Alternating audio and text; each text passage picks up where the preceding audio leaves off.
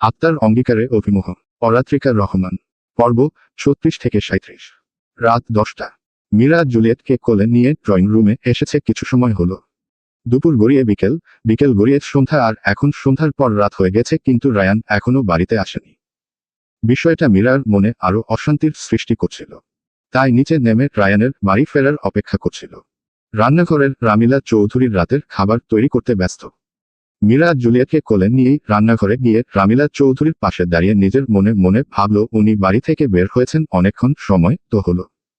মামুনিকে একবার জিজ্ঞেস করে দেখব কি কখন আসবেন। রামিলা চৌধুরী মীরায়াকে হঠাৎ পাশে এসে চুপচাপ দাঁড়িয়ে থাকতে দেখে প্রশ্ন করলেন, মীরা মা, কিছু বলবি? মীরা হালকা চমকে গিয়ে মাথা নাড়িয়ে বলল, কই কিছু না তো মামুনি, এমনি দেখতে এলাম। কি করছো? কোনো সাহায্য লাগবে? আমাকে বলো। রামিলা চৌধুরী মীরার মাথায় হাত বুলিয়ে বললেন, না রে মা, কিছু করতে হবে না তোর। মীরা কৃত্রিম হেসে আবার ভাবল স্বাভাবিক স্বরে রায়ানের কথা একবার জিজ্ঞেস করবে। মীরা মৃদু আওয়াজ করে বলতে শুরু করলো, আচ্ছা মামুনি, অনেক তোর রাত হলোরা। মীরা কিছু বলার আগেই দরজায় কলিং বেল বেজে উঠল। রামিলা চৌধুরী, মীরা একটু দেখ তো কে এলো। মীরা জুলিয়েটকে কোলে নিয়েই মূল দরজার দিকে এগিয়ে গিয়ে দরজাটা খুলেই সামনে দেখল রায়ান দাঁড়িয়ে। চেহারায় ক্লান্তির ছাপ স্পষ্ট বুঝতে পারল মীরা। রায়ান বাড়ি ফিরেই মীরার মুখটা দেখে অদ্ভুত এক শান্তি অনুভব করল, যেন সব ক্লান্তি নিমিষেই দূর হয়ে গেছে তার। মীরা দরজা ছেড়ে একটু সরে দাঁড়াতেই রায়ান বাড়িতে প্রবেশ করল। মীরার কোলে জুলিয়েটকে দেখে রায়ানই দরজাটা লাগিয়ে দিল।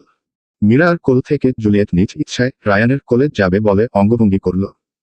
মীরা অবাক, জুলিয়েট যে কিনা মীরা ছাড়া কারো কোলে থাকতে চায় না, সে নিজের থেকে রায়ানের কোলে যেতে চাইছে। রায়ান মীরার কোল থেকে জুলিয়েটকে নিজের কাছে নিল আর মীরায়ও দিয়ে দিল। রায়ান জুলিয়েটকে কোলে নিয়ে আদর করতে লাগলো, চুমু খেতে খেতে, hi baby, papa is back home. Did you miss me? Meera রায়ানের জুলিয়েটের পাপা হিসেবে সম্বোধন করাটা একটু অনিচ্ছুকভাবে মেনে নিল। তার কেন যেন মনে হচ্ছে এখন এসব নিয়ে তর্ক পরিস্থিতি আরো খারাপ করবে। রায়ান মীরার মনোভাব বুঝতে পেরে জুলিয়েটকে আরো একটু আদর করে চুমু দিয়ে মীরার কোলে ফিরে দিল, যদিও তার ইচ্ছে ছিল না।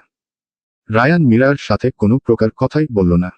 ড্রয়িং রুমের সামনে আসতেই রামিলা চৌধুরী রান্নাঘর থেকে হ্যারি করে বলে উঠলেন, বাবা সারাদিন পর রাজকুমার আমার বাড়ি ফিরলেন, খুব ব্যস্ত মানুষ। রায়ান মায়ের দিকে মুখ করে বলল, উফ আম্মু, কাজ ছিল, মাত্রই এলাম, এখন শুরু করো না তো। মীরার দিকে আর চোখে দেখল একবার সে মাথা নিচু করে জুলিয়েটকে আদর করছে। রায়ান আবার চোখ ঘুরিয়ে জোরে বলল, আমি উপরে গেলাম, রাতে খাওয়ার সময় ডাক দিও। রায়ানের কথাটা মীরা শুনতে পেল, তবে কিছু বলল না। তার মনে এই ভেবে শান্তি লাগছে যে রায়ান বাড়ি ফিরে এসেছে দিন শেষে। রায়ান সিঁড়ি দিয়ে উপরে উঠে গেল। মীরাও তারপর নিজের রুমে চলে গেল, কিন্তু সে রিমিকে দেখতে পেল না রুমে। মীরা নিজের মনে বিড়বিড় করল, অদ্ভুত তো, রুমেই তো ছিল রিমি, এখন আবার কোথায় গেছে? ছাদে। ছাদের উপর নরম ঠান্ডা হাওয়া বইছে, যেন প্রতিটা বাতাস শরীর ছুঁয়ে মনকে আলাদা প্রশান্তি দিচ্ছে। আকাশটা পুরো পরিষ্কার। বিশাল অন্ধকার নীল আকাশে ভেসে আছে একফালি চাঁদ আর অজস্র তারা। চাঁদের সাদা আলো ছড়িয়ে পড়েছে চারপাশে, ছাদের মেঝেতেও যেন রূপালী আস্তরণ বিছানো। হাওয়া এসে বারবার ছুঁয়ে দিচ্ছে। রাতটা শান্ত, অথচ অদ্ভুত রোমান্টিক। এই আবহে ছাদের এক পাশে বসেছিল রুদ্র, হাতে তার শখের গিটার। আঙুল বোলাচ্ছিল তারের উপর, ধীরে ধীরে সুর বেরোচ্ছিল। তারপর নরম কণ্ঠে গেয়ে উঠল, যার কথা ভাসে মেঘলা বাতাসে, তবু সে দূরে তা মানি না। যার উষ্ণ আছে, ভালোবাসা বাঁচে, সে হৃদয় ভাঙে তা মানি না। জানি না কেন তা জানি না, জানি না কেন তা জানি না, জানি না কেন তা জানি না, জানি না কেন তা জানি না। গলার আবেগ, গিটারের সুর আর চারপাশের রাতের পরিবেশ যেন মিলে এক অদ্ভুত জাদু তৈরি করল। রিমি চুপচাপ দাঁড়িয়ে শুনছিল পিছনে। চোখে ছিল অবাক মুগ্ধতা, যেন রাতের চাঁদের থেকেও উজ্জ্বল লাগছিল রুদ্রর গান। গান শেষ হতেই গিটার থেমে গেল। এক মুহূর্তের জন্য পুরো ছাদ নিস্তব্ধ। রুদ্র একটু নিঃশ্বাস নিল, বেশ অনেক দিন পর আজ আবার নিজের মধ্যে আগের রুদ্রকে ফিরে পেল মনে হলো তার। ঠিক তখনই পিছন থেকে হাততালি দিল রিমি। রুদ্র হকচকিয়ে ঘুরে তাকালো চমকে। পিছনে ঘুরতেই রিমিকে দেখে লজ্জায় পড়ে গেল সে। আরে রিমি, আপনি এখানে? চোখে অপ্রস্তুত ভাব, ঠোঁটে লাজুক হাসি। কি বলা উচিত বুঝতে পারছে না। রিমি আগিয়ে গেল রুদ্রর কাছে। রিমি এগিয়ে এসে হেসে বলল, দারুণ হয়েছে, গিটারটাও বেশ বাজিয়েছেন। এত ভালো গান আপনি কই আগে তো বলেননি। রুদ্র হার চুলকে হালকা লজ্জা লুকাতে চেষ্টা করল। তারপর বলল, এই তো অল্প স্বল্প। তারপর কৌতূহল নিয়ে বলল, দুপুরে আপনাকেও তো দেখলাম গিটার বাজাচ্ছেন। আমিও তো জানতাম না আপনার এই গুণ আছে। কোথায় শিখলেন? রিমি শান্ত স্বরে উত্তর দিল। ছোটবেলায় শিখেছিলাম। তবে নিজের কোনোদিন গিটার ছিল না, সামর্থ্য হয়নি। তাই শখটা পুরোপুরি পূরণ হয়নি। টুকটাক বাড়িয়ে এই আর কি। তার চোখে হালকা আক্ষেপ। তারপর মৃদু হাসি দিয়ে আবার বলল, আসলে এই কারণেই আজ দুপুরে আপনার ঘরে গিটারটা দেখে আর আটকাতে পারিনি নিজেকে। অনুমতি ছাড়াই ঘরে ঢুকে গিটারটা বাজিয়েছি। আমি জানতাম না আপনার রুম। এজন্য দুঃখিত। রুদ্র দ্রুত মাথা নেড়ে বলল, না না, দুঃখিত হওয়ার কিছু নেই। বরং আমার ভালো লেগেছে। মানে? কথা থামিয়ে ফেলল। রিমি অবাক দৃষ্টিতে তাকিয়ে প্রশ্ন করল, ভালো লেগেছে মানে? রুদ্র একটু অপ্রস্তুত হয়ে বলল, মানে শুক্রবারটা আপনি এখানে কাটালেন। বান্ধবী হিসেবে মীরা ভাবির সাথে সময় কাটাতে এসেছেন। তাই ভালো লাগছে। রিমি হালকা মুচকি হেসে মাথা নাড়ল। ও আচ্ছা, বুঝেছি। তারপর দুজনেই নীরবে দাঁড়ালো। চাঁদের আলো, ঠান্ডা হাওয়া আর রাতের আবহে এক অদ্ভুত শান্তি তৈরি হলো। দুপুরের তার ভাইয়ের খারাপ ব্যবহার করার বিষয়টা আর মাথায় আসছেন না রিমির। হঠাৎ আকাশের দিকে তাকিয়ে মৃদু কণ্ঠে রিমি বলল, আজ খুব ভালো লাগছে। কিন্তু আপনারা সবাই আমাকে যেভাবে আপন করে নিলেন, মনে হচ্ছে আমি আসলেই আপনজনের মাঝে আছি। এই অনুভূতি আগে কখনো পাইনি। তার চোখে তৃপ্তির ছায়া, ঠোঁটের নরম হাসি। রুদ্র চুপচাপ তাকিয়ে রইল রিমির দিকে। চাঁদের আলোয় রিমির মুখটা যেন আলাদা আলো ছড়াচ্ছে। তার মনে হলো, এই রাত যতই সুন্দর হোক, চাঁদ যতই উজ্জ্বল হোক, রিমির হাসি তার চেয়েও আলোকিত। রাত 11টা। ডাইনিং টেবিলে সারি সারি খাবার সাজানো। মশলার গন্ধে ভরপুর ঘরটা। মুরগির ঝোল, ভাজি, পোলাও, শুটকি ভর্তা থেকে শুরু করে মিষ্টি দই পর্যন্ত সব সাজানো। রামিলা চৌধুরী নিজের দাঁড়িয়ে হাতে করে প্লেটে প্লেটে খাবার বাঁচিলেন। রায়হান চৌধুরী টেবিলের মাথায় বসেছেন। রিমি বসেছে রুদ্রর পাশে, সোরার রামিলা চৌধুরীর কাছে, আর স্বাভাবিকভাবে রায়ান বসেছে মীরার পাশে। রায়ানের চেহারায় ভীষণ সিরিয়াস ভাব। দুপুর থেকে এখন পর্যন্ত মুখে খাবার তেমন যায়নি।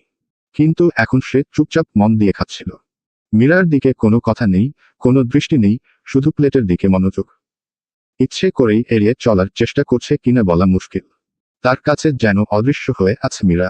মীরা মাথা নিচু করে খাচ্ছিল, চোখ নামানো, একদম চুপ। তবুও ভেতরে ভেতরে একটা অস্বস্তি তাকে পেয়ে বসেছিল। খেতে খেতে হঠাৎ রায়হান চৌধুরী বললেন, মহারানী, আজ রান্নাটা সত্যিই জমে গেছে। ওহ, রেঁধেছ? রামিলা চৌধুরী হাসি মুখে উত্তর দিলেন, সব সময় তো আর পারি না, আজ একটু মন দিয়ে করেছি। সোরায়ার রায়ান দুপুরে তো খেলোই না তাই। রুদ্র আর রিমি একসাথে হেসে মাথা নাড়ল। সোরায়া মুচকি হেসে যোগ করল, মামুনির হাতের রান্নার সঙ্গে আসলেই কারো তুলনা হয় না। আমি আজকে বাইরে খেয়ে অনেক বড় মিস করেছি। মুহূর্তটা বেশ হালকা, আনন্দময়। হাসি আড্ডা মিলেমিশে খাবারের টেবিল প্রাণবন্ত হয়ে উঠেছিল। সবাই আনন্দে খেয়ে যাচ্ছে। কিন্তু ঠিক তখনই রায়ান গম্ভীর গলায় বলল, আমি আমেরিকায় ব্যাক করছি।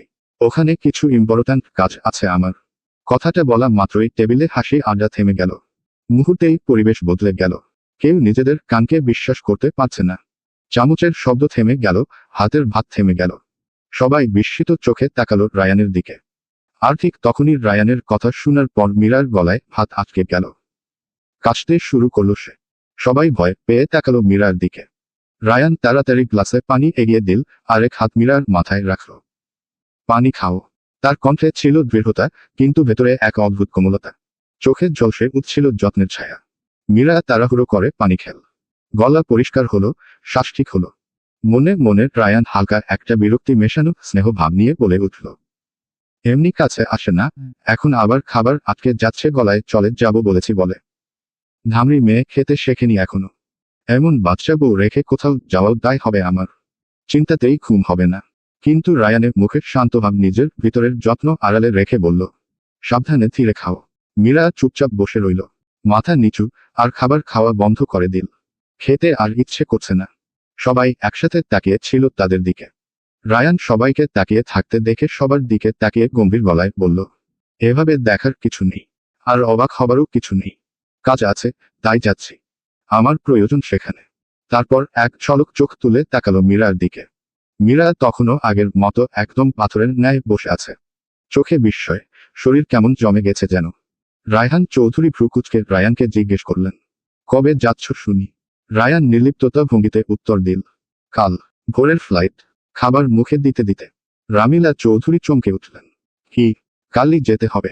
রায়ান মাথা নাড়ল, হ্যাঁ, টেবিলে নিস্তব্ধতা নেমে এলো। সবাই চুপ। মীরা শুধু শুনে যাচ্ছে। কোনো প্রশ্ন নেই তার বলার মতো।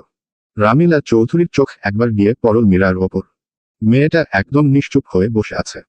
তার চোখ ফ্যাকাশে, গালে কোনো রং নেই। মনে হচ্ছিল ভেতরটা কেমন খালি খালি হয়ে গেছে। রায়ান তখন একদম জোরে, যেন মীরায়াকে শুনিয়েই বলল, এত ভাবার আর প্রশ্ন করার তো কিছু দেখছি না। কাজের জন্য যাচ্ছি। কাজ শেষ হলে ফিরে আসবো। খুব বেশি দিনের ব্যাপার নয়। রিমি চুপচাপ রুদ্রর দিকে তাকালো। রুদ্রও নীরব। সোরায়া চামচ নামিয়ে টেবিলের দিকে তাকিয়ে রইল। তার যদিও কিছু জানার বা বলার নেই, শুধু পরিবেশের সাথে তাল মিলাচ্ছে আর তার আপুর মুখের ভাব পর্যবেক্ষণ করছে। মীরা পরে আর তেমন কিছু খায়নি। হঠাৎ চেয়ার সরিয়ে উঠে দাঁড়িয়ে বলল, আমার খাওয়া হয়ে গেছে। আমি ঘরে যাচ্ছি। সে আর কিছু না বলে হাত ধুয়ে দ্রুত নিজের ঘরে চলে গেল। রায়ান সবটাই দেখল, তবে কিছু বলল না। চুপচাপ তাকিয়ে রইল। একবার কিছু বলবে কি না ভেবে মাথা নিচু করল। না, এখন আর কিছু বলা ঠিক হবে না। যাওয়ার আগে আর ঝামেলা চাই না। দেশে ফিরে একেবারে খালামণি আর খালুর সাথে কথা বলে তোমাকে আবার নিজের করব হৃদ পাখি। আর কিছু দিনের অপেক্ষা, আর একটু ধৈর্য। রায়ান নিজেও আর খাবার খেল না। এয়ারপোর্টে খেয়ে নেবে বলে হাত ধুয়ে নিজের রুমে চলে গেল। টেবিলের সবাই মীরা আর রায়ানের আচরণে অবাক, তবে সবই সবার বোধগম্য হচ্ছে। খাওয়া শেষ করে সবাই ধীরে ধীরে যার যার ঘরে চলে গেল। মীরা নিজের ঘরে ঢুকে ধপ করে বিছানায় বসে পড়ল। তার বুক কাঁপছে, মাথায় অদ্ভুত স্বর বইছে। মনে মনে বলল, উনি চলে যাচ্ছেন, এতে আমার খারাপ কেন লাগছে? কেন খালি খালি লাগছে ভেতরটা? উনি যেখানে খুশি যাক, আমার কি আসে যায়? কেন এমন লাগছে আমার? নিজেকে কয়েকটা হালকা থাপ্পড় মেরে আবার আওড়ালো। না না মীরা, তোর কিছুই হচ্ছে না। তোর কেন কিছু হবে? যেখান থেকে এহেন সেখানে চলে যাক। ভালোই হবে, তুই বেঁচে যাবি। আবার সব স্বাভাবিক হয়ে যাবে তোর জীবনে। এবার সব বাদ দিয়ে ঘুমা। মীরা নিজের বিছানা ঠিক করে চোখ নামিয়ে শুয়ে পড়ল। কিন্তু ঘুম এল না। শুধু একটার পর একটা প্রশ্ন জ্বালিয়ে মারতে লাগলো ভেতরে। বিরক্তি যে আবার জোর করে চোখ বন্ধ করে ঘুমানোর চেষ্টা করল। অন্যদিকে রায়ান নিজের রুমে বসে লাগেজ গুছাচ্ছিল। প্রয়োজনীয় কাগজপত্র আর কিছু দরকারি ফাইল ব্যাগে রাখল। অন্য কিছু নেওয়ার প্রয়োজন নেই, আমেরিকার বাড়িতে সবই আছে। সকালে রওনা দেওয়ার জন্য সম্পূর্ণ প্রস্তুত সে। কিন্তু মন মানছিল না। কাগজগুলো হাতে নিয়েও যেন মাথার ভেতর কেবল একটাই ছবি, মীরায়ের সেই বিস্মিত মুখ, ভেতরটা জমে যাওয়ার শরীর। রায়ানের বুকের ভেতর হাহাকার হচ্ছিল। যেখানে বউকে ছাড়া এক মুহূর্ত কাটানো অসহ্যকর লাগে এখন, সেখানে আমেরিকার মতো দূরে গিয়ে কিভাবে থাকব? বিজনেস করি বলে এত কঠোর হতে হবে? কোম্পানি, ক্লায়েন্ট, প্রজেক্ট, এগুলোই এখন মুখ্য হয়ে গেছে। সে একটু হেঁটে আয়নার সামনে দাঁড়িয়ে নিজেকে দেখে বলল, দেখ নিজেকে একবার রায়ান। কি হয়ে গেছিস বউয়ের পাল্লায় পড়ে? ধুর ধুর, বালের জীবন। একবার ফিরতে দে হৃদ পাখি, খালামণি আর খালুর সাথে কথা বলি আগে। তারপর তোর এইভাবে আমাকে জ্বালানোর শোধ আমি তুলব। সে একবার জানালার দিকে তাকালো। আকাশের চাঁদ তার পরিস্থিতির বিদ্রুপ করতে ব্যস্ত। চাঁদের আলো যেন তার বুকের ভেতরকার অস্থিরতা বাড়িয়ে দিচ্ছিল। ব্যাগের চেইন বন্ধ করে চুপচাপ শুয়ে পড়ল বিছানায়। চোখ বন্ধ করল, কিন্তু ভেতরে স্পষ্ট একটা চেহারা, তার হৃদ পাখি। ঘুম নেই চোখে এক ফোঁটাও। রাত 12টা। সোরায়া নিজের ঘরে বিছানায় শুয়ে আজকের কেনা বইটা নিয়ে বসেছে।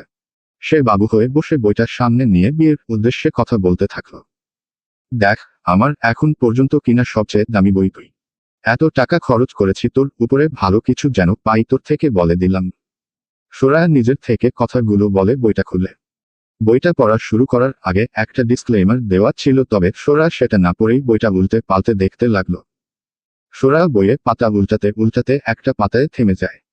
আগ্রহ নিয়ে ভিতরের একটা পাতা পড়া শুরু করে বইটা কেমন তা একটু ধারণা করতে। সোরায়ার খুলে ধরা পাতার একটা লাইনে তার নজর আটকে যায়। আর সাথে তার চোয়ালো হা হয়ে থাকলো। লাইনটা ঠিক এমন ছিল, There is something about corrupting a good girl, delving beneath her skin and ripping out her deepest darkest part. যার বাংলা অর্থ দাঁড়ায় কিছুটা এমন, একটি ভালো মেয়েকে নষ্ট করার মধ্যে কিছু আছে, তার ত্বকের নিচে ঢুকে তার সবচেয়ে গোপন ও অন্ধকার অংশগুলো বের করে আনার মতো। সোরায়া বইটা শব্দ করে বন্ধ করে দিয়ে নিজের থেকে দূরে ঠেলে দিল। সে অবাক হয়ে বসে রইল কিছুক্ষণ। তারপর বইটা আবার হাতে নিয়ে শুরুর পৃষ্ঠায় থাকা ডিসক্লেমার দেখল, যেখানে স্পষ্ট লেখা আছে এই বইটা 18+ কন্টেন্ট ধারণ করে। সুতরাং নিজ দায়িত্বে বইটি পড়তে বলা হয়েছে। সোরায়া নিজের হাত দিয়ে মুখ চেপে ধরে মনে মনে ভাবল, আল্লাহ, এই বই আমি স্যারের সামনে কিনেছি, তাও এত বড় বড় কথা বলে। আমি এখন স্যারের সামনে কিভাবে দাঁড়াবো? হায় হায় হায়, কি করলাম? এইটা আর বই ছিল না, এইটাই হাতে এলো। কি মারাত্মক কথাবার্তা লেখা। যদিও ভালো হয়েছে, পড়তে ভালোই লাগবে। কিছু মানসম্মান তো সব গেছে।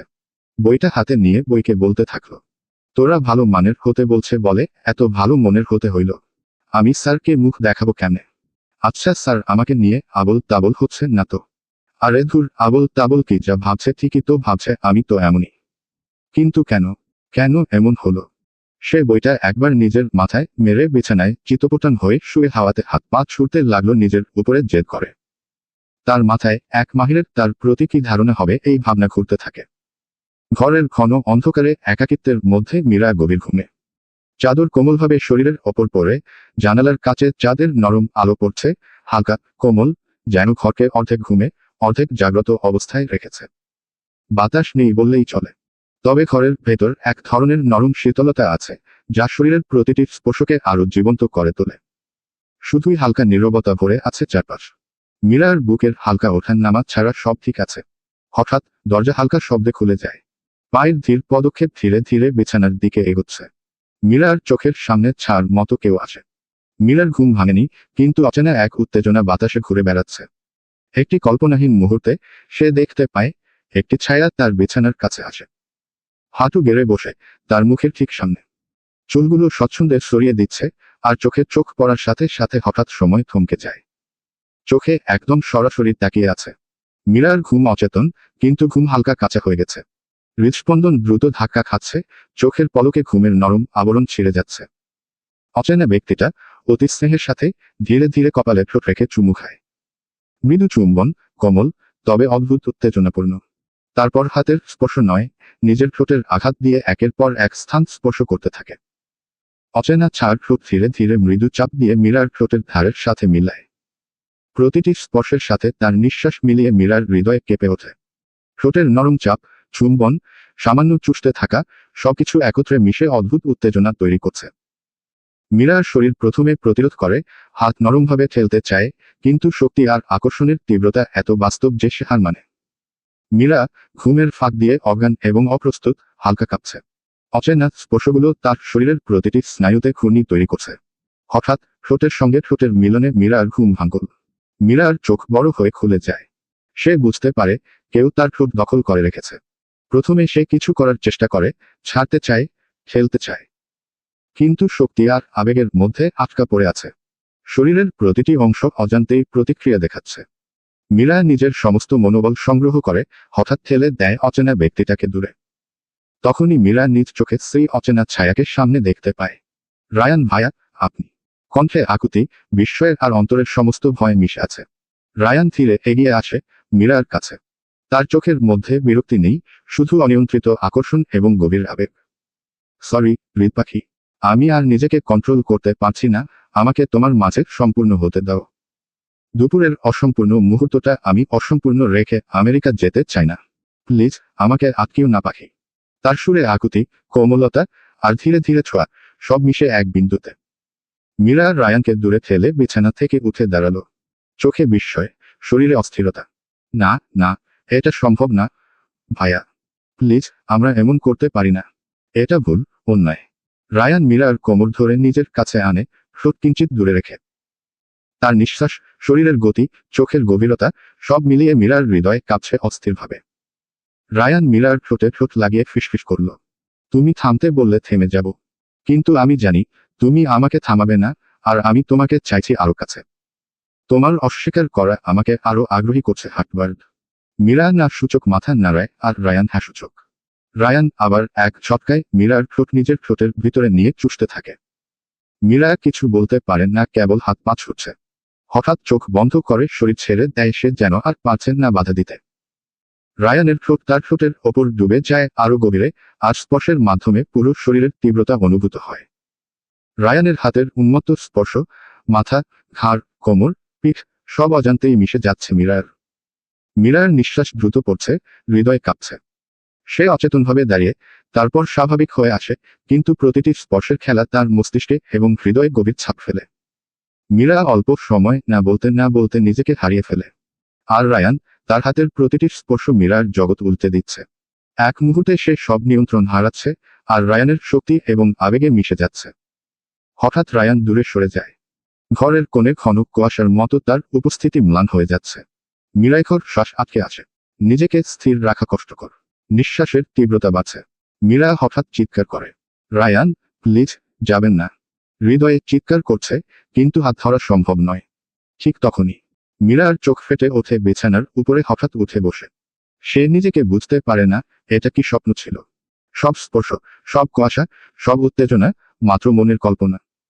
হাত মুখে ধরে রেখে হাজারবার শান্ত হতে চাইছে। হৃদয়ে দ্রুত ধাক্কা খাচ্ছে। মীরা সাথে সাথে অস্থিরতায় ফোন হাতে নেয়। হাত অনবরত কাঁপছে তার। ফোনটা খুলতেই দেখল সকাল 5টা বাজে। মীরা বিছানা থেকে নেমে ধরফরিয়ে বারান্দায় যায়। আর ঠিক সেই সময়েই আকাশ চিরে একটা প্লেনের যাওয়ার শব্দ পেয়ে সে আকাশের সেই প্লেনের দিকে তাকায়। তারপর হঠাৎ এক শূন্যতা তার ভিতরে জেঁকে বসে। তার মাথায় এলো, রায়ান বলেছিল ভোরে ফ্লাইট, কিন্তু সময় জানা ছিল না। মাত্র যেই প্লেনটা আকাশে ছিল এইটা যদি ভোরের ফ্লাইট হয়, তবে রায়ান কি এখন আর বাড়িতে নেই? চলে গেছে তাকে একবার না দেখেই। মীরার মন মানল না। সে কিছু না ভেবে দৌড়ে যায় রায়ানের ঘরের সামনে, গিয়ে দাঁড়িয়ে উকি দেয়। দরজাটা খোলাই ছিল। ঘরে সত্যি রায়ানের কোনো অস্তিত্ব অনুভব না হওয়ার জন্য সে পা টিপে ঘরের ভিতরে প্রবেশ করে। ঘরটা একদম পরিপাটিভাবে সাজানো। কেউ একটু আগেও এই ঘরে ছিল দেখে বলা মুশকিল। মীরা আশ্বস্ত করল নিজেকে যে রায়ান চলে গেছে। মীরা খালি ঘরটা চোখ ঘুরিয়ে একবার দেখে নিয়ে দীর্ঘশ্বাস ফেলে প্রস্থান করার জন্য পা বাড়াতেই তার চোখ রায়ানের টেবিলের উপর যায়। টেবিলের উপর একটা কাগজ, বোঝা যাচ্ছে না আসলে কি হতে পারে, তবে এটা স্পষ্ট যে রায়ান চোখে পড়ার মতো করেই রেখে গেছে, হয়তো নিজ ইচ্ছায়, কারো উদ্দেশ্যে। মীরা ধীরে পদক্ষেপে টেবিলের দিকে এগিয়ে গিয়ে কাগজটা হাতে নেয়। উপরে কিছু লেখা ছিল না, তবে ভিতরে কিছু লেখা আছে তা বোঝা যাচ্ছে। মীরা বুঝতে পারছিল না তার কি করা উচিত। চিঠিটা কি খুলে দেখবে একবার, নাকি রেখে দেবে? কার জন্য এটা সেটা বোঝারও তো উপায় নেই না খুলে দেখলে। মানুষ জাতির জন্য একটি তিতা সত্য কথা হচ্ছে, নৈতিক শিক্ষা আর কৌতূহলের মাঝে জিত সব সময় কৌতূহলের হয়। মীরাও তো মানুষ, তার ক্ষেত্রে ব্যতিক্রম কিছু হয়নি। জানার কৌতূহলেই মীরা চিঠিটা হাতে নিয়ে খুলে পড়তে শুরু করে। চিঠিটার প্রথম লেখাপড়া পড়েই মীরার চোখ বড় বড় হয়ে গেল। লেখাপড়া কিছুটা এমন ছিল, হেই মাইলিথ হাটবাদ, আমি জানতাম তুমি আসবে আমার ঘরে। তবে একটা ওয়ার্নিং আগে দেওয়া হয়নি। এখন দিচ্ছি, এসেছো নিজের ইচ্ছেতে আমার ঘরে, তবে নিজের ইচ্ছেতে যেতে পারবে না। আমার ঘরে এই মুহূর্তে অবস্থান করা সবকিছু একান্ত আমার।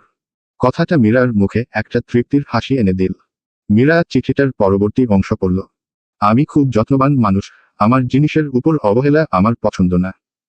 তাই সাবধান, আমার অবর্তমানে নিজের অবহেলা করো না বেবি। কারণ এর শাস্তি তোমার জন্য খারাপ হলেও আমার জন্য এনজয়েবল হবে। কাজ শেষে দ্রুত ফিরে আসবো। বাই। চিঠির বাকি অংশের যত্ন ছিল না হুমকি, তা বোঝা দেয়। তবে মীরা নিজেই চিঠিটা পড়ে হাসছে। যেন তার মনটা অদ্ভুত শান্তি পেল। হঠাৎ মীরা পাশের ড্রেসিং টেবিলের আয়নায় নিজের মুখ দেখতে পায়। এত মন খোলা হাসি একটা চিঠি পড়ে। মীরা সাথে সাথে হাসি থামিয়ে চিঠিটা ভাঁজ করে হাতে নিয়ে রায়ানের ঘর থেকে বের হয়ে নিজের ঘরে চলে যায়। শনিবার। সবাই স্বাভাবিকভাবে দিন পার করল। বাড়িটা একটু মনমরা, তবে শান্ত, কোনো কোলাহল নেই। রায়ানের অনুপস্থিতি সবারই অনুভব হচ্ছিল। রামিলা চৌধুরীর মন খারাপ ছিল সকাল থেকেই, তবে কিছু মুখ ফুটে বলেননি। রিমিও সকালের নাস্তা শেষ করে নিজের বাড়িতে ফিরে গেছে। রুদ্র তাকে নিজে গাড়ি করে দিয়ে আসছে। সৌভাগ্যবশত তার ভাই বাড়িতে ছিল না ওই সময়, যদিও ওই বাড়িতে সে টাকার প্রয়োজন ছাড়া পা রাখে না। রুদ্র আর রায়হান চৌধুরী নিজেদের কাজে ব্যস্ত, সোরা নিজের মতো আছে, আর অন্যদিকে মীরা একদম চুপচাপ নিজের ঘরেই বসেছিল সারাদিন। মীরার ঘর। মীরা নিজের বারান্দায় বসেছিল এক মনে, আকাশের দিকে তাকিয়ে। মুখে যেমন মন খারাপের ছাপ, তেমন চিন্তার। মীরা শ্বাস ফেলে নিজে নিজে কথা বলতে থাকল। গুণধর ব্যক্তি চিঠি লিখে গেছে, কিন্তু এখনকার যুগের ফোন ব্যবহার করে একটা কল দিয়ে পৌঁছেছে কিনা জানাবে সেটা পাচ্ছে না। যত সব। আচ্ছা, উনি আমাকে তো চিঠি দিয়ে গেছেন, এখন কি আমার কল করা উচিত? একবার কল করে জিজ্ঞেস করব ল্যান্ড করেছেন কিনা। মীরা নিজেই আবার নিজের অতিরিক্ত চিন্তায় বিরক্ত হয়ে বসা থেকে উঠে দাঁড়িয়ে বলল, ইস না, আমি কেন কল করতে যাব? ল্যান্ড করলে করবে, না হলে উঠতে থাকুক, আমার কি। এই বলে নিজের জেদ ধরে রেখে ঘরের ভিতরে চলে গিয়ে পড়তে বসল। এত পড়া জমে গেছে দেখেই এক চিন্তায় পড়তে পড়তে দিন পার করল। আমেরিকা, শনিবার সময়ে এর তারতম্যের জন্য। নিউ ইয়র্কের জন এফ কেনেডি এয়ারপোর্টে প্লেন ল্যান্ড করতেই ট্যাক্সিওয়ে জুড়ে আলো আধারির ঝলকানি। রাতের শহর যেন আলোয় ভেসে যাচ্ছে। রায়ান লম্বা ট্রেঞ্চ কোট পরে, হাতে ব্ল্যাক লেদার ব্রিফকেস নিয়ে দ্রুত পায়ে এগিয়ে গেল। কাস্টমস আর চেকআউট শেষ করেই সে সোজা বেরিয়ে এলো। ড্রাইভার আগেই অপেক্ষা করছিল কোম্পানির লোগো লাগানো ব্ল্যাক সেডান নিয়ে। ড্রাইভার সম্মান করে দরজা খুলে বলল, স্যার, অফিস ডাইরেক্টরি। রায়ান হালকা মাথা নাড়ল, yes, straight to the main branch. গাড়ি এয়ারপোর্ট ছাড়তেই রাতের নিউ ইয়র্কের স্কাইলাইন চোখে পড়ল। উঁচু বিল্ডিংগুলো আলোকিত, প্রতিটি রাস্তা আলো আর কোলাহলে ভরা। রায়ান বাইরের দিকে তাকিয়ে কিছুটা শান্ত মুখে শ্বাস ফেলল, অনেকদিন পর আবার এই শহর, নিজের কোম্পানি। গাড়ি এসে থামল কোম্পানির বিশাল হেডকোয়ার্টারের সামনে। আধুনিক গ্লাস বিল্ডিংটা আলোয় ঝলমল করছে। গেটের সামনে থেকেই সিকিউরিটি গার্ডরা রায়ানকে দেখতে পেয়ে স্যালুট দিল। লবির ভেতর ঢুকতেই কর্মচারীদের চোখে আলোর ঝলকানি। Oh my God, mister Ryan is here. Sir, welcome back after so long. সবাই যেন একসাথে খুশিতে মুখর হয়ে উঠল। অনেকদিন পর তাদের মালিক, লিডার, অনুপ্রেরণা ফিরে এসেছে। রিসেপশনের মেয়েটা সম্মান ভরে দাঁড়িয়ে অভিবাদন জানালো। Good evening, Mister Ryan. We are so glad to see you again. Ryan ঠান্ডা ভদ্র হেসে বলল, good to see you all too. Let's catch up শুন। লম্বা করিডোর পেরিয়ে সে পৌঁছালো কনফারেন্স রুমে। কাচের দরজার ওপাশে টেবিল ঘিরে আগে থেকেই বসে আছে কোম্পানির বড় বড় এক্সিকিউটিভ, ডিরেক্টর আর ম্যানেজমেন্ট হেডরা। সবাই দাঁড়িয়ে পড়ল রায়ানকে দেখে। প্রবেশ করতেই ভেতরটা যেন আরো উজ্জ্বল হয়ে উঠল। Welcome back, Mister Ryan. It's an honour to have you here again, sir. Ryan ভেতরে ঢুকে হেঁকে হেঁকে সবার সাথে হ্যান্ডশেক করতে লাগল। বিজনেস মাইন্ড রায়ানের বরাবরই ভালো। Good to see you, Mister Smith. How are you, Mister Johnson? Long time, Miss Claire. Nice to see you again. সবাই উষ্ণ হাসিতে জবাব দিল। পুরো রুম ভরে উঠল প্রফেশনাল অথচ আনন্দঘন এক পরিবেশে। সবাই বসে পড়তেই রায়ান টেবিলের হেড চেয়ারে বসল। এক্সিকিউটিভ ডিরেক্টর গম্ভীর মুখে নথিপত্র সাজিয়ে বললেন, Mister Ryan, we have been waiting for you. The emergency situation is quite critical. Without your decision, we couldn't move forward. Ryan হালকা মাথা নেড়ে উত্তর দিল, all right. Let's not waste any more time. Tell me exactly what happened. I want every detail on the table. Manager দ্রুত laptop খুলে presentation চালু করল। প্রজেক্টরের আলো জ্বলে উঠল কনফারেন্স রুমে। Sir, last quarter saw sudden market drop, the legal complications in the European branch, and the merger proposal from our rival company, everything came together at the same time. We needed you to make the final call. Ryan ভ্রু কুঁচকে স্ক্রিনের দিকে তাকালো। তারপর গভীর গলায় বলল, alright, listen up everyone. From now on, I will take full charge of this matter. But I need your complete cooperation. Am I clear? I have to go to Dubai for something related to this. সবাই একসাথে দৃঢ় কণ্ঠে উত্তর দিল, yes, Mister Ryan. We know having you is a solution itself. Ryan land করেই সোজা নিজের অফিসে যাওয়ায় অন্য কিছুর কথা তার মাথায় ছিল না। সবাই এতদিন পর তার উপস্থিতি পেয়ে বেশ খুশি। তারপর সবাই কোম্পানির গ্রোথের জন্য আরও কিছু প্ল্যান সাজায়। দীর্ঘ 3-4 ঘন্টা টানা মিটিংয়ের পর সবাই রায়ানের সকল প্রেক্ষাপটে সহমত প্রকাশ করে মিটিংটার সমাপ্তি হয়। বাংলাদেশ। রাতের বেলা সবাই খেতে বসেছে। রায়হান চৌধুরী খেতে খেতে রামিলা চৌধুরীকে প্রশ্ন করলেন, রামিলা, রায়ান পৌঁছানোর পর কি তোমাকে কল করেছে? রামিলা চৌধুরী খুবই বিরক্ত ছিলেন রায়ানের একবারও কল না করায়। তিনি রায়হান চৌধুরীর দিকে তাকিয়ে বললেন, না, তোমার ছেলে আমাকে ফোন করবে কেন? আমার কি কোনো চিন্তা আছে নাকি যে তোমার ছেলে ঠিক মতো পৌঁছেছে, না পৌঁছায়নি? রামিলা চৌধুরীর কথায় স্পষ্ট বিরক্তি ও কষ্টের ছাপ। মীরা খাওয়া থামিয়ে দিল। তার মাথায়ও একই কথা ঘুরছে, রায়ান ঠিক মতো পৌঁছেছে কিনা। রায়হান চৌধুরী আবার বললেন, আচ্ছা বাদ দেও, হয়তো কাজে ব্যস্ত। এখন খাওয়ায় মনোযোগ দেও সবাই। রামিলা চৌধুরী আবার একই শুয়ে বললেন, সেই বরং ভালো। এখনকার বাচ্চারা না মা বাবার চিন্তা বোঝেন না মন। ব্যস্ততা এত বেশি যে একটা কল করে নিজের অবস্থাও জানানো যায় না। তারপর আর কেউ কোনো কথা বলল না। বললে হয়তো কথা আরো বাতোর সাথে মনে থাকা কষ্ট। রাতটা সবারই অন্য রকম শূন্যতায় কাটল। কেউই নিজেদের মনের কথা প্রকাশ করল না। আমেরিকা, শনিবার সময়ে এর তারতম্যের জন্য। কনফারেন্স রুমের দরজা আস্তে করে খুলে বাইরে বেরিয়ে এল রায়ান। মিটিংটা শেষ হয়েছে, কিন্তু মাথার ভেতর এখনো গুঞ্জন করছে নানা হিসাব, নানা চিন্তা। সে নিজের কেবিনে গিয়ে বসতেই টেবিলের উপর রাখা সাজানো ফাইলগুলো একে একে চেক করতে লাগলো। গম্ভীর মুখে চোখ বোলাচ্ছে লিগ্যাল ডকুমেন্ট, মার্জার প্রপোজাল, রিপোর্টের লাইনগুলো, সবকিছুই যেন একসাথে চেপে বসেছে মাথায়। আমেরিকার রাত শেষ। কোম্পানির বিল্ডিং থেকে বের হওয়ার সময়টা তখন ভোরাতের মতো। আমেরিকার আকাশের সূর্যের প্রথম আলো টুকতে শুরু করেছে। ঠান্ডা বাতাসের ঝাপটা গায়ে এসে লাগতেই রায়ান এক নিঃশ্বাস নিয়ে বেরিয়ে এল নিজের জন্য পাঠানো কালো সেডানে। ড্রাইভার বিনয়ের সাথে দরজা খুলে দিল, কিন্তু রায়ান শুধু মাথা নেড়ে বলল, হোম, স্ট্রাইট হোম। কিছুক্ষণের মধ্যেই গাড়ি এসে থামল শহরের ধারে দাঁড়িয়ে থাকা রায়ানের সেই বিশাল লাক্সারিয়াস ভিলার সামনে। গ্লাস আর মার্বেলের দোতলা বাড়ি, চারদিকে আলো জ্বলছে, কিন্তু ভেতরে নীরবতা। বহুদিন পর আমেরিকায় ফিরে নিজের বাড়িটাকে দেখে রায়ানের ভেতরে হঠাৎ এক ধরনের হতাশা ছেয়ে গেল। বাংলাদেশ তো সে এতদিন একসাথে ছিল, মা বাবা, ভাই বোন আর নিজের বউটার সাথে। আলোর ঝলমলে এই বাড়িটা এখন অদ্ভুত ফাঁকা আর ঠান্ডা মনে হচ্ছে তার কাছে। সিঁড়ি দিয়ে নিজের ঘরে যায় রায়ান। ভেতরে ঢুকেই ব্লেজারটা সোফার উপর ছুঁড়ে রাখল। হাতের ফোনটা বের করে ভাবল, একবার বাড়িতে কল করি। এত ব্যস্ততার মাঝে সিমটাও চেঞ্জ করা হয়নি আর কলও করা হয়নি। মা নিশ্চয়ই রেগে আছে চিন্তায়। কিন্তু মুহূর্তের মধ্যেই মনে পড়ল, এখানে এখন ভোর, মানে ওদিকে বাংলাদেশ গভীর রাত।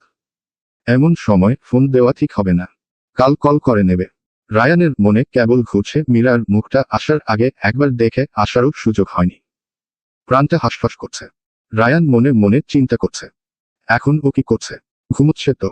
আমার জন্য একটু হলেও কি ওর খারাপ লেগেছে আজকের সারাটা দিন? আমাকে ভেবেছে। মাথার ভেতর হাজারটা প্রশ্ন ঘুরে বেড়াচ্ছে। আচমকা মনে পড়ে গেল সেই চিঠিটার কথা, যেটা সে যাওয়ার আগে লিখে রেখে এসেছে। রায়ানের মাথায় এবার সেই চিন্তা ভর করল, ও কি আদৌ পড়েছে চিঠিটা? ও কি আমার ঘরে গিয়েছিল? যদি পড়ে থাকে, তাহলে একবারও কেন খবর নিল না এখন পর্যন্ত? মনের ভেতর অদ্ভুত এক শূন্যতা আর অভিমান জমে উঠল। তবে আবার নিজেকে বুঝালো, ও খবর নেবেই বা কিভাবে? বাংলাদেশের নাম্বার তো এখন আর কাজ করবে না এখানে, আর এখানকার নাম্বারটা তো দেওয়া হয়নি ওকে। সারাটা রাত বাংলাদেশ না ঘুমিয়ে কাটিয়ে আবার এখানে সারাদিনের পরিশ্রম, শরীর যেন আর টানতে পারছে না। মাথার ব্যথাটা বাড়তে বাড়তে চোখ ভারী করে তুলেছে রায়ানের। রায়ান ফোন রেখে ক্লোজেট থেকে তাড়াহুড়ো করে একটা সাধারণ টি শার্ট আর ট্রাউজার বের করল। শাওয়ার নিয়ে আসার পর পেটের ক্ষুধাটা মনে হলো জেগেছে মাত্র, এখন কিছু অর্ডার করে আনাবে সেই ধৈর্য আর কুলালো না। শেষমেশ একটা ডিম নিয়ে সেদ্ধ করল। সেদ্ধ ডিমটাও খেতে যেন অদ্ভুত কষ্ট লাগছিল। একলা টেবিল, একলা রাত, কিছু ভালো লাগছিল না তার।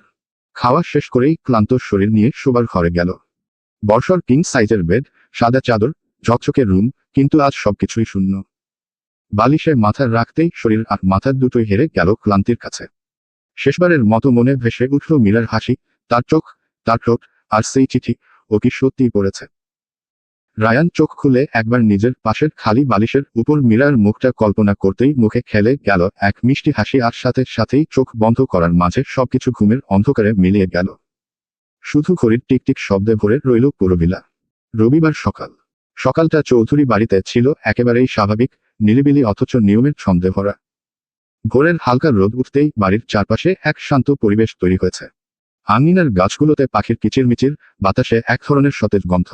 ডাইনিং টেবিলে সবার একসাথে সকালের নাস্তা শেষ হলো। আলাপচারিতায় ভরা টেবিল ধীরে ধীরে শান্ত হলো, যেন নতুন সপ্তাহ শুরু হওয়ার আগে সবার ব্যস্ততার আভাস। রুদ্র আর রায়হান চৌধুরী গম্ভীর মুখে, হাতে ফাইল নিয়ে স্যুট পরা অবস্থায় বাড়ি থেকে বেরোলেন। গাড়ি অপেক্ষা করছিল গেটের সামনে। ড্রাইভার দরজা খুলে দিল, আর তিনি উঠে বসলেন। গাড়ি ছুটল চৌধুরী গ্রুপ অফ কোম্পানির হেড অফিসের দিকে। এইদিকে সোরা ব্যাগ কাঁধে নিয়ে তাড়াহুড়ো করতে করতে দরজার দিকে এগিয়ে গেল। কলেজের নোটে ভরা ব্যাগ, আর মুখে একরাশ উদ্যম। বেরোনোর সময় রামিলা চৌধুরীকে হালকা হাসি দিয়ে বলল, মামুনি, আমি যাচ্ছি। তারপর বাইরে বেরিয়ে কলেজের জন্য রিকশায় ঠিক করে চড়ে বসল। অন্যদিকে মীরা চুপচাপ কিন্তু প্রাণবন্ত চেহারায় ক্যাম্পাসের জন্য রওনা দিল। হাতে ব্যাগ, পরনে হালকা রঙের কুর্তি। গেট পেরিয়ে বাইরে বেরিয়ে গেল, তার দৃষ্টি যেন অজান্তেই কিছুটা দূরে কোথাও হারিয়ে আছে। মন টানছে না, তবে ক্যাম্পাসে যেতে হবে। নিজের এই অবস্থার কারণও তার অজানা। সবাই বেরিয়ে যাওয়ার পর চৌধুরী বাড়িতে একরকম নিস্তব্ধতা নেমে এল। ডাইনিং টেবিল গুছিয়ে রাখা হলো। প্রচণ্ড কোলাহলপূর্ণ সকালের পর হঠাৎ নীরবতা যেন বাড়িটাকে ঘিরে ধরল। যেন দিনের ব্যস্ততার শুরুটা বাইরে গিয়ে ছড়িয়ে পড়ল। সোরায়ার কলেজ। সকালের প্রথম ক্লাস, অর্থনীতি। ক্লাসরুম ভরা, বোর্ডে প্রফেসর স্যার মার্কার চালাচ্ছেন একের পর এক ডায়াগ্রাম আঁকতে আঁকতে। মাঝের বেঞ্চে বসে সোরায়া, দুই চোখে হালকা ঘুমঘুম ভাব, মাথা দুলছে, খাতায় কলম ছুঁয়ে রেখেছে বটে কিন্তু কোনো নোটই নামছে না। তার এমনিতেই অর্থনীতি বিষয়টা কঠিন লাগে। পাশেই জুই বসে আছে, একই অবস্থায়। তবে সোরার ওই আধা ঘুমন্ত চেহারা দেখে জুইর আরো মাথা গরম হয়ে যাচ্ছে। উফ সোরা, একে তো ক্লাসটাই বিরক্তিকর, তার উপর তুই ঘুমে গুটি মেরে আছিস, এইসব সহ্যই করা যায়? ঘন্টা বাজতেই প্রফেসর স্যার ফাইল গুছিয়ে বেরিয়ে গেলেন। ক্লাসরুমের ভেতর হালকা একটা মুক্তির হাওয়া বইল। প্রফেসরের চলে যাওয়ার সাথে সাথে সবাই যার যার মতো কথা বলা আরম্ভ করলো। ক্লাসটার সাথে সাথেই কোলাহল পূর্ণ হয়ে উঠল। জুইও সঙ্গে সঙ্গেই সোরার দিকে ঘুরে বলল, হয়েছে মরি, ক্লাসে এমন ঘুমে পড়ে যাচ্ছিলি কেন? রাতে ঘুমাসনি নাকি? সোরা বেঞ্চে মাথা রেখে বসেছিল, প্রশ্ন শুনে অলস ভঙ্গিতে মাথা অল্প তুলল। চোখ আধো বোঝা, কণ্ঠেও আলস্য। দেখ জুই, সকালের ক্লাস দেহ পায় কিন্তু মন পায় না। জুই থ হয়ে গেল। একদৃষ্টে তাকিয়ে থাকল সোরার দিকে, যেন মনে মনে হিসাব করছে, এই মেয়ের মাথা ঠিক আছে তো। তারপর ঠোঁট বাঁকিয়ে বলল, ক্লাসে মন না বসা এক কথা, কিন্তু তুই তো একেবারে ঘুমে টলছিলি। রাতে কি ঘুমাসনি? সোরা এবার একটা লম্বা নিঃশ্বাস ছাড়ল। ঠোঁট নাড়ল ধীরে ধীরে, নিজের মনে বিড়বিড় করল। সোরা, নিজের মনে, আর ঘুম? যে বই কিনেছি, ঘুম হারাম হয়ে গেছে আমার। যেমন চিন্তা দিচ্ছে, তেমন আকর্ষণ। জুই ভ্রু কুচকে আবার বলল, কিছু জিজ্ঞেস করছি তো উত্তর দে। তখন সোরা মাথা তুলে হাসির ছোঁয়া মিশিয়ে উত্তর দিল, এত দাম দিয়ে একটা বই কিনলাম, ওই দিন টাকা উসুল করার মতো বইটা পড়ে শেষ না করলে কি চলে? এজন্য রাত জেগে পড়েছি। জুই দুই হাত দিয়ে মাথা চেপে ধরল, তারপর সোরার মাথায় হালকা চাপড় দিয়ে বলল, তুই আর তোর বই পড়া, দুটোই অদ্ভুত। সোরা হেসে দিল, একেবারে দুষ্টুমি ভরা মুখে। আর জুইর বিরক্তি আর অবিশ্বাস মিশ্রিত অভিব্যক্তি দেখে। অর্থনীতির সেই তন্দ্রাচ্ছন্ন ক্লাস শেষে যখন সোরা আর জুই এখনো হাই তোলার ফাঁকে ঝগড়া চালাচ্ছিল, তখনই দরজা ঠেলে ভেতরে ঢুকল মাহির। মুহূর্তেই যেন শ্রেণীকক্ষে পিনড্রপ সাইলেন্স। ঘুমন্ত ছাত্রছাত্রীদের চোখে হঠাৎই আলো জ্বলে উঠল। সোরার শরীরেও একেবারে এনার্জি শট।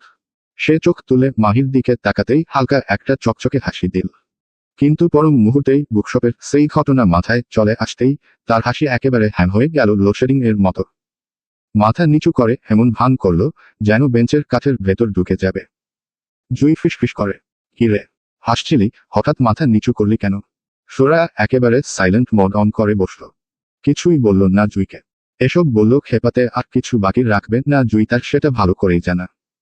মাহির স্যার কণ্ঠ খাকারি দিয়ে বললেন, স্টুডেন্টস, আগামী 1 তারিখ আমাদের নবীনবরণ অনুষ্ঠান হবে। তোমরা সবাই নোটিশ বোর্ডটা একটু চেটে করে নিও। পুরো ক্লাস খুশিতে একসাথে হাততালি। ইয়া ইয়া ইয়া। সোরা আর জুইর চোখও উজ্জ্বল হয়ে উঠল। তারপর মাহির সিরিয়াস মুখে জিজ্ঞেস করল, ওকে সাইলেন্ট নাও, সবাই ক্লাসে মন দেও এবার। কে কে হোমওয়ার্ক করেছে? কেউ কেউ কাতর গলায় বলল, জি স্যার। অন্যরা চুপ। মাহির ভ্রু উঁচু করে বলল, ঠিক আছে। এবার কে কে হোমওয়ার্ক করনি, দাঁড়াও। একসাথে একাধিক স্টুডেন্ট দাঁড়িয়ে গেল। তাদের মাঝে লজ্জায় মাথা নিচু করে দাঁড়ালো জুই আর সোরা।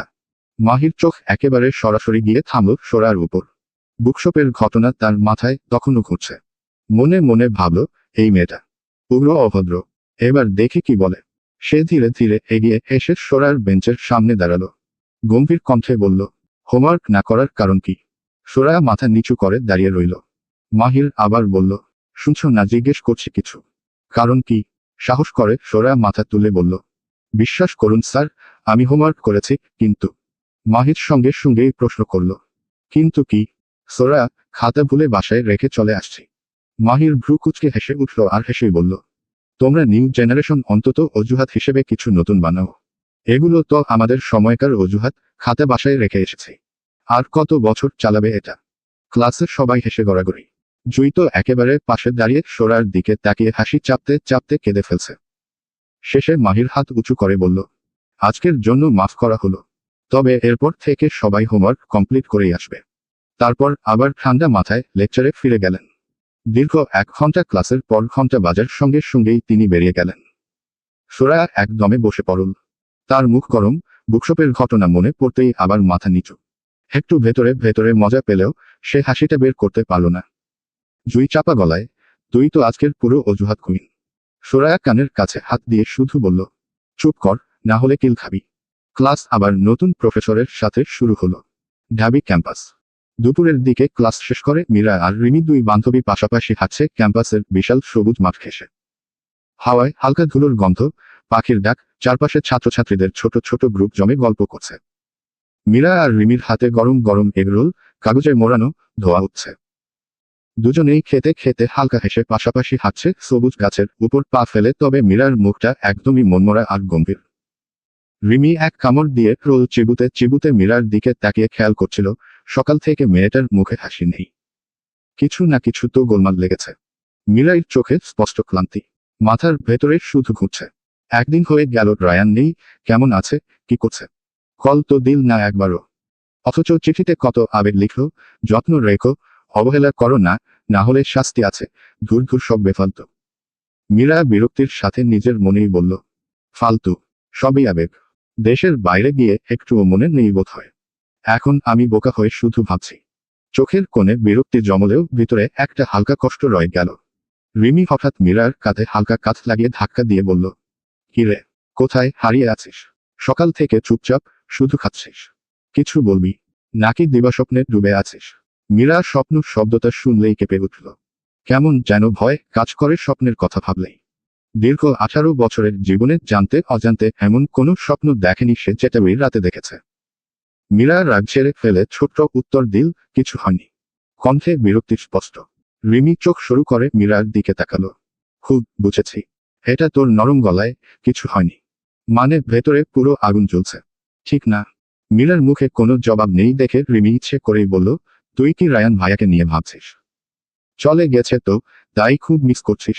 না, কথায় আছে না, দাঁত থাকতে মানুষ দাঁতের মর্ম বোঝে না। মীরা চোখ বড় বড় করে তাকিয়ে রাগান্বিত সুরে বলল, যাতা, বাজে কথা বলিস না তো। উনার কথা আমি কেন ভাববো? আর শোন, আমি আমার দাঁতের বেশ যত্ন করি, এই আফসোস আমার হবে না ভবিষ্যতে। রিমি মুচকি হেসে ফিসফিস করল, এইরকম বিরক্তি মানেই আসলে ভাবছিস? রিমি আবার বলল, আচ্ছা, উনার খবর কি, কবে ফিরবেন? মীরা একটু জোরে নিঃশ্বাস ফেলে বলল, আমি জানি না। যাওয়ার পর থেকে উনি একবারও কল করেননি বাড়িতে। এই কথা শুনে রিমি যেন আরো স্পষ্ট বুঝল, মেয়েটা সত্যিই মন খারাপ করেছে। তখনই রিমি হালকা নাটকীয় ভঙ্গিতে বলল, হয়তো সময় পায়নি, না হলে কে জানে বিদেশের নতুন কাউকে পেয়ে গেছে নাকি। যাওয়ার আগে তো কাউকে কিছু বলেও গেল না। মীরা এক ছটকায় প্রতিবাদ করে উঠল, ধুর, একদম বাজে কথা বলিস না তো, রায়ান ভাইয়া মতেও এমন না। মীরার কণ্ঠে অতিমাত্রার প্রতিবাদ শুনে রিমি হো হো করে হেসে ফেলল। রিমি একদম নিশ্চিত হয়ে গেল মীরা ধীরে ধীরে রায়ানের প্রতি দুর্বল হয়ে গেছে, তাই রায়ানের জন্য করা সামান্য কটূক্তি ও তার সহ্য হচ্ছে না, আবার নিজেও দুর্বলতার স্বীকার করার মেয়ে নয়। রিমি মীরাকে খেপাতে কাঁধে কাঁধ ঠেকিয়ে খেপানোর ভঙ্গিতে বলল, তাহলে বল, কেমন বান্ধবী? সব খুলে বল, আমিও শুনি সে কেমন। মীরা ঠোঁট বাঁকিয়ে বলল, তুই যদি আর একটা কথা বলিস উনাকে নিয়ে, দেখিস আমি তোর কি করি। রিমি 2 হাত উঁচু করে মজার ছলে নাটকীয় ভঙ্গিতে বলল, না না বাবা, থাক, আমি আমার বোনের মতো বান্ধবীর সাথে অন্য কারোর জন্য ঝগড়া করতে চাই না। মীরা বিরক্তির মাঝেই হেসে দিল। রিমি এবার একটু গম্ভীর ভঙ্গিতে মজার সুরে বলল, তবে এটুকু সত্যি, আমার মীরা জানের সামথিং সামথিং হচ্ছে। মীরা চোখ বড় বড় করে রিমির দিকে তাকিয়ে রাগ দেখালো, নাথিং ইজ হ্যাপেনিং। একদম বেশি বুঝবি না। রিমি মুচকি হেসে মাথা দোলাল, যাই বলিস, চোখ কিন্তু সব বলে দিচ্ছে। দুজনেই হেসে একসাথে এগরোল শেষ করল। সবুজ মাঠে হাঁটার সেই মুহূর্তটা যেন আবার হালকা আর নির্ভর হয়ে উঠল। মীরার রিমির খেপানো মজার লেগেছে বলা বাহুল্য। সে নিজেও এক মুহূর্তের জন্য রায়ানের প্রতি নিজের দুর্বলতা অনুভব করতে পারল, কিন্তু প্রশ্রয় দিল না। মনের ভাব মনেই দাফন করে রাখল। সোরার কলেজ। সকালবেলার টানা 3 ক্লাস শেষে টিফিনের ঘন্টা বাজতেই পুরো কলেজ যেন হয়েছে ফেটে পড়ল। কিন্তু এই ভিড়ের বাইরে একেবারে শান্ত, ফাঁকা একটা ক্লাসরুমে ঢুকে বসেছে সোরা আর জুই। সোরার হাতে একটা স্যান্ডউইচ ক্যান্টিন থেকে কিনে এনেছে। অন্যদিকে জুই ব্যাগ থেকে টিফিন বক্স বের করে টেবিলের উপর রাখল। ঢাকনা খোলার সাথে সাথেই ঘরে ভেসে এল বিরিয়ানির মন মাতানো গন্ধ। জুই মুখে খাবার চিবুতে চিবুতে গম্ভীর ভঙ্গি করে বলল, নবীন বরণে তুই শাড়ি পরবি তো সোরা? সোরা থ হয়ে গেল। স্যান্ডউইচ হাতে নিয়ে একটু দ্বিধা নিয়ে বলল, জানি না রে, দেখা যাক কি পরা যায়।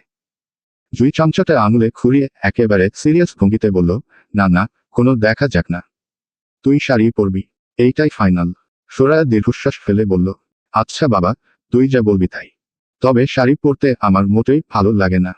মোটা মোটা লাগে, পেট বের হয়ে থাকে, এটা আরো বিরক্তিকর লাগে। আমি সামলাতেও পারি না।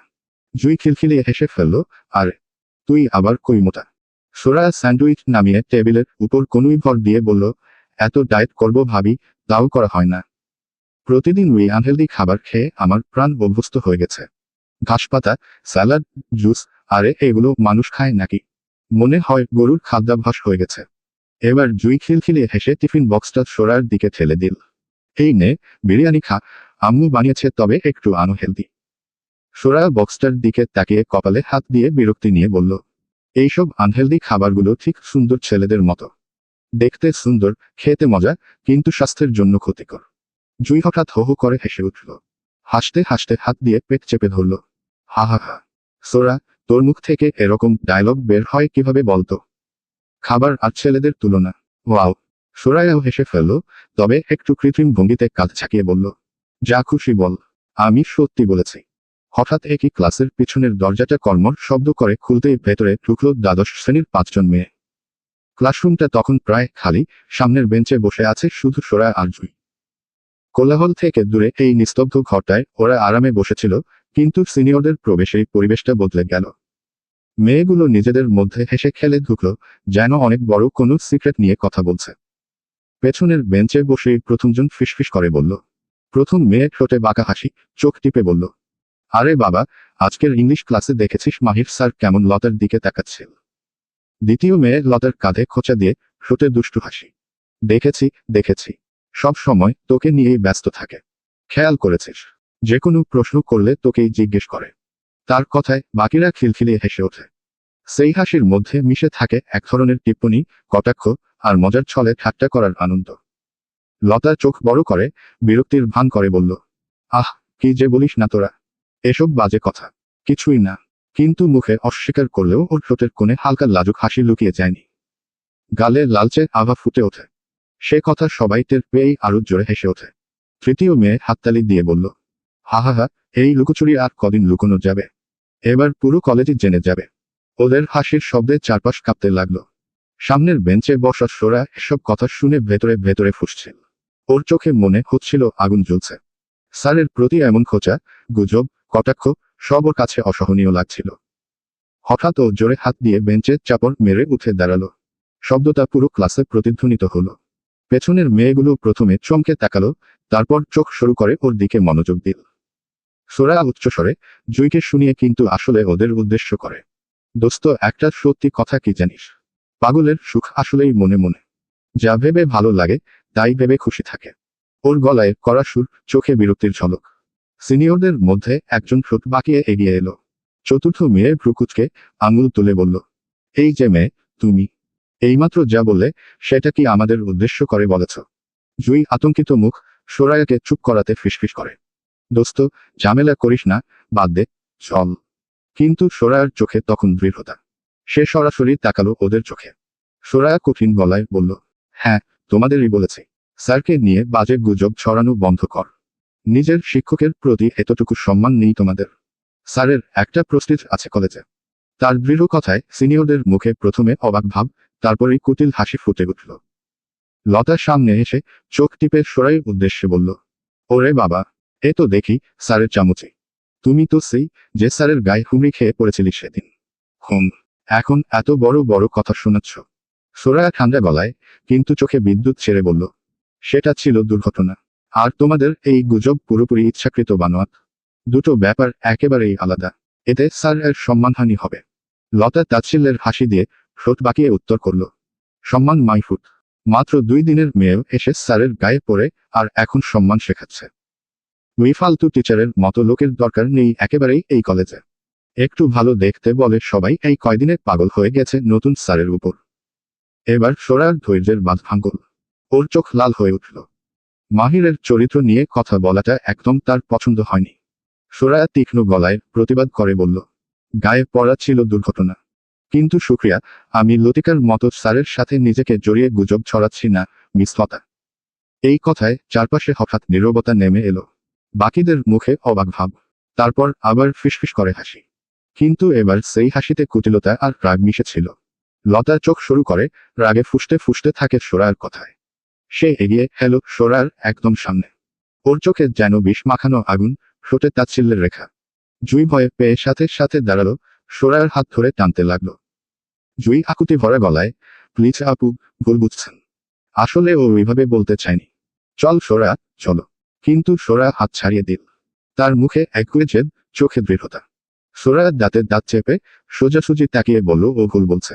আমি তোমাদের সব মিন করেই বলেছি। লজ্জা নেই তোমাদের?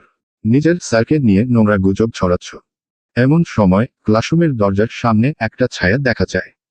মাহির স্যার, যে একটু আগে টিফিন শেষ করে হাত ধুতে যাচ্ছিল, আওয়াজে দাঁড়িয়ে পড়েন ক্লাসরুমটার সামনে। ভিতরের দৃশ্যটা দেখে কপাল কুঁচকে যায় মাহিরের। ভেতরে একাদশ শ্রেণীর ছাত্রী আর দ্বাদশ শ্রেণীর ছাত্রীরা মুখোমুখি দাঁড়িয়ে, আর তার চোখে পড়ে সামনের দিকে দাঁড়ানো সোরা। মাহির মনে মনে রাগ চেপে আওড়ালো, এই মেয়ে এখানে কি করছে?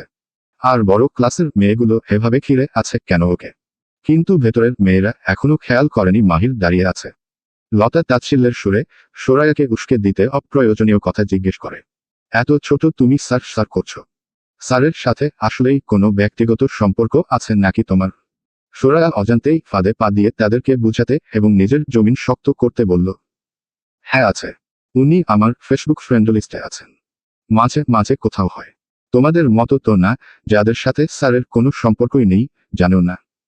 এই কথা শুনেই দরজার পাশে দাঁড়ানো মাহিরের চোখ লাল হয়ে যায়। তার ভেতরে ভীষণ রাগ জমে ওঠে। মাহির মনে মনে গম্ভীর ক্ষোভে ফেটে যাচ্ছে। একই সব আজেবাজে কথা বলছে। আমি তো ওকে ভালো করে চিনি না। আর এখন যদি সবাই ভাবে আমি স্টুডেন্টদের সাথে ব্যক্তিগত সম্পর্কে জড়াই, তাহলে আমার সম্মান একেবারে ধুলোয় মিশে যাবে। তার মুঠো শক্ত হয়ে ওঠে, দৃষ্টিতে ঝলসে ওঠে ক্ষোভ। হঠাৎই দরজাটা জোরে ঠেলে ভেতরে ঢুকল মাহির। দরজা ঠেলতেই ঠাস শব্দে সবাই একসাথে চমকে উঠল। দ্বাদশ শ্রেণীর সিনিয়ররা একসাথে আটকে উঠল। হাসি ঠাট্টা যেন মুহূর্তেই গলার ভেতর আটকে গেল। পরিবেশে চাপা নীরবতা নেমে এলো। সোরা প্রথমেই তাকালো মাহিরের দিকে। তার চোখ দুটো যেন জ্বলন্ত কয়লার মতো লাল, চোয়াল শক্ত করে চেপে ধরা। এক একটা দৃষ্টি যেন ছুরির মতো বিদ্ধ করছিল ভেতরে সবাইকে। মাহিরের সেই চোখে এমন এক আগুন ছিল, যা দেখে কারো দাঁড়ানোর সাহস থাকবার কথা নয়। কিন্তু আশ্চর্যের বিষয়ে সবাই ভয় সরে গেলেও সোরা নির্ভয়ে দাঁড়িয়ে রইল। বুকের ভেতর ধুকপুকানি চললেও মুখে তার ভয়ের কোনো ছাপ ফুটল না।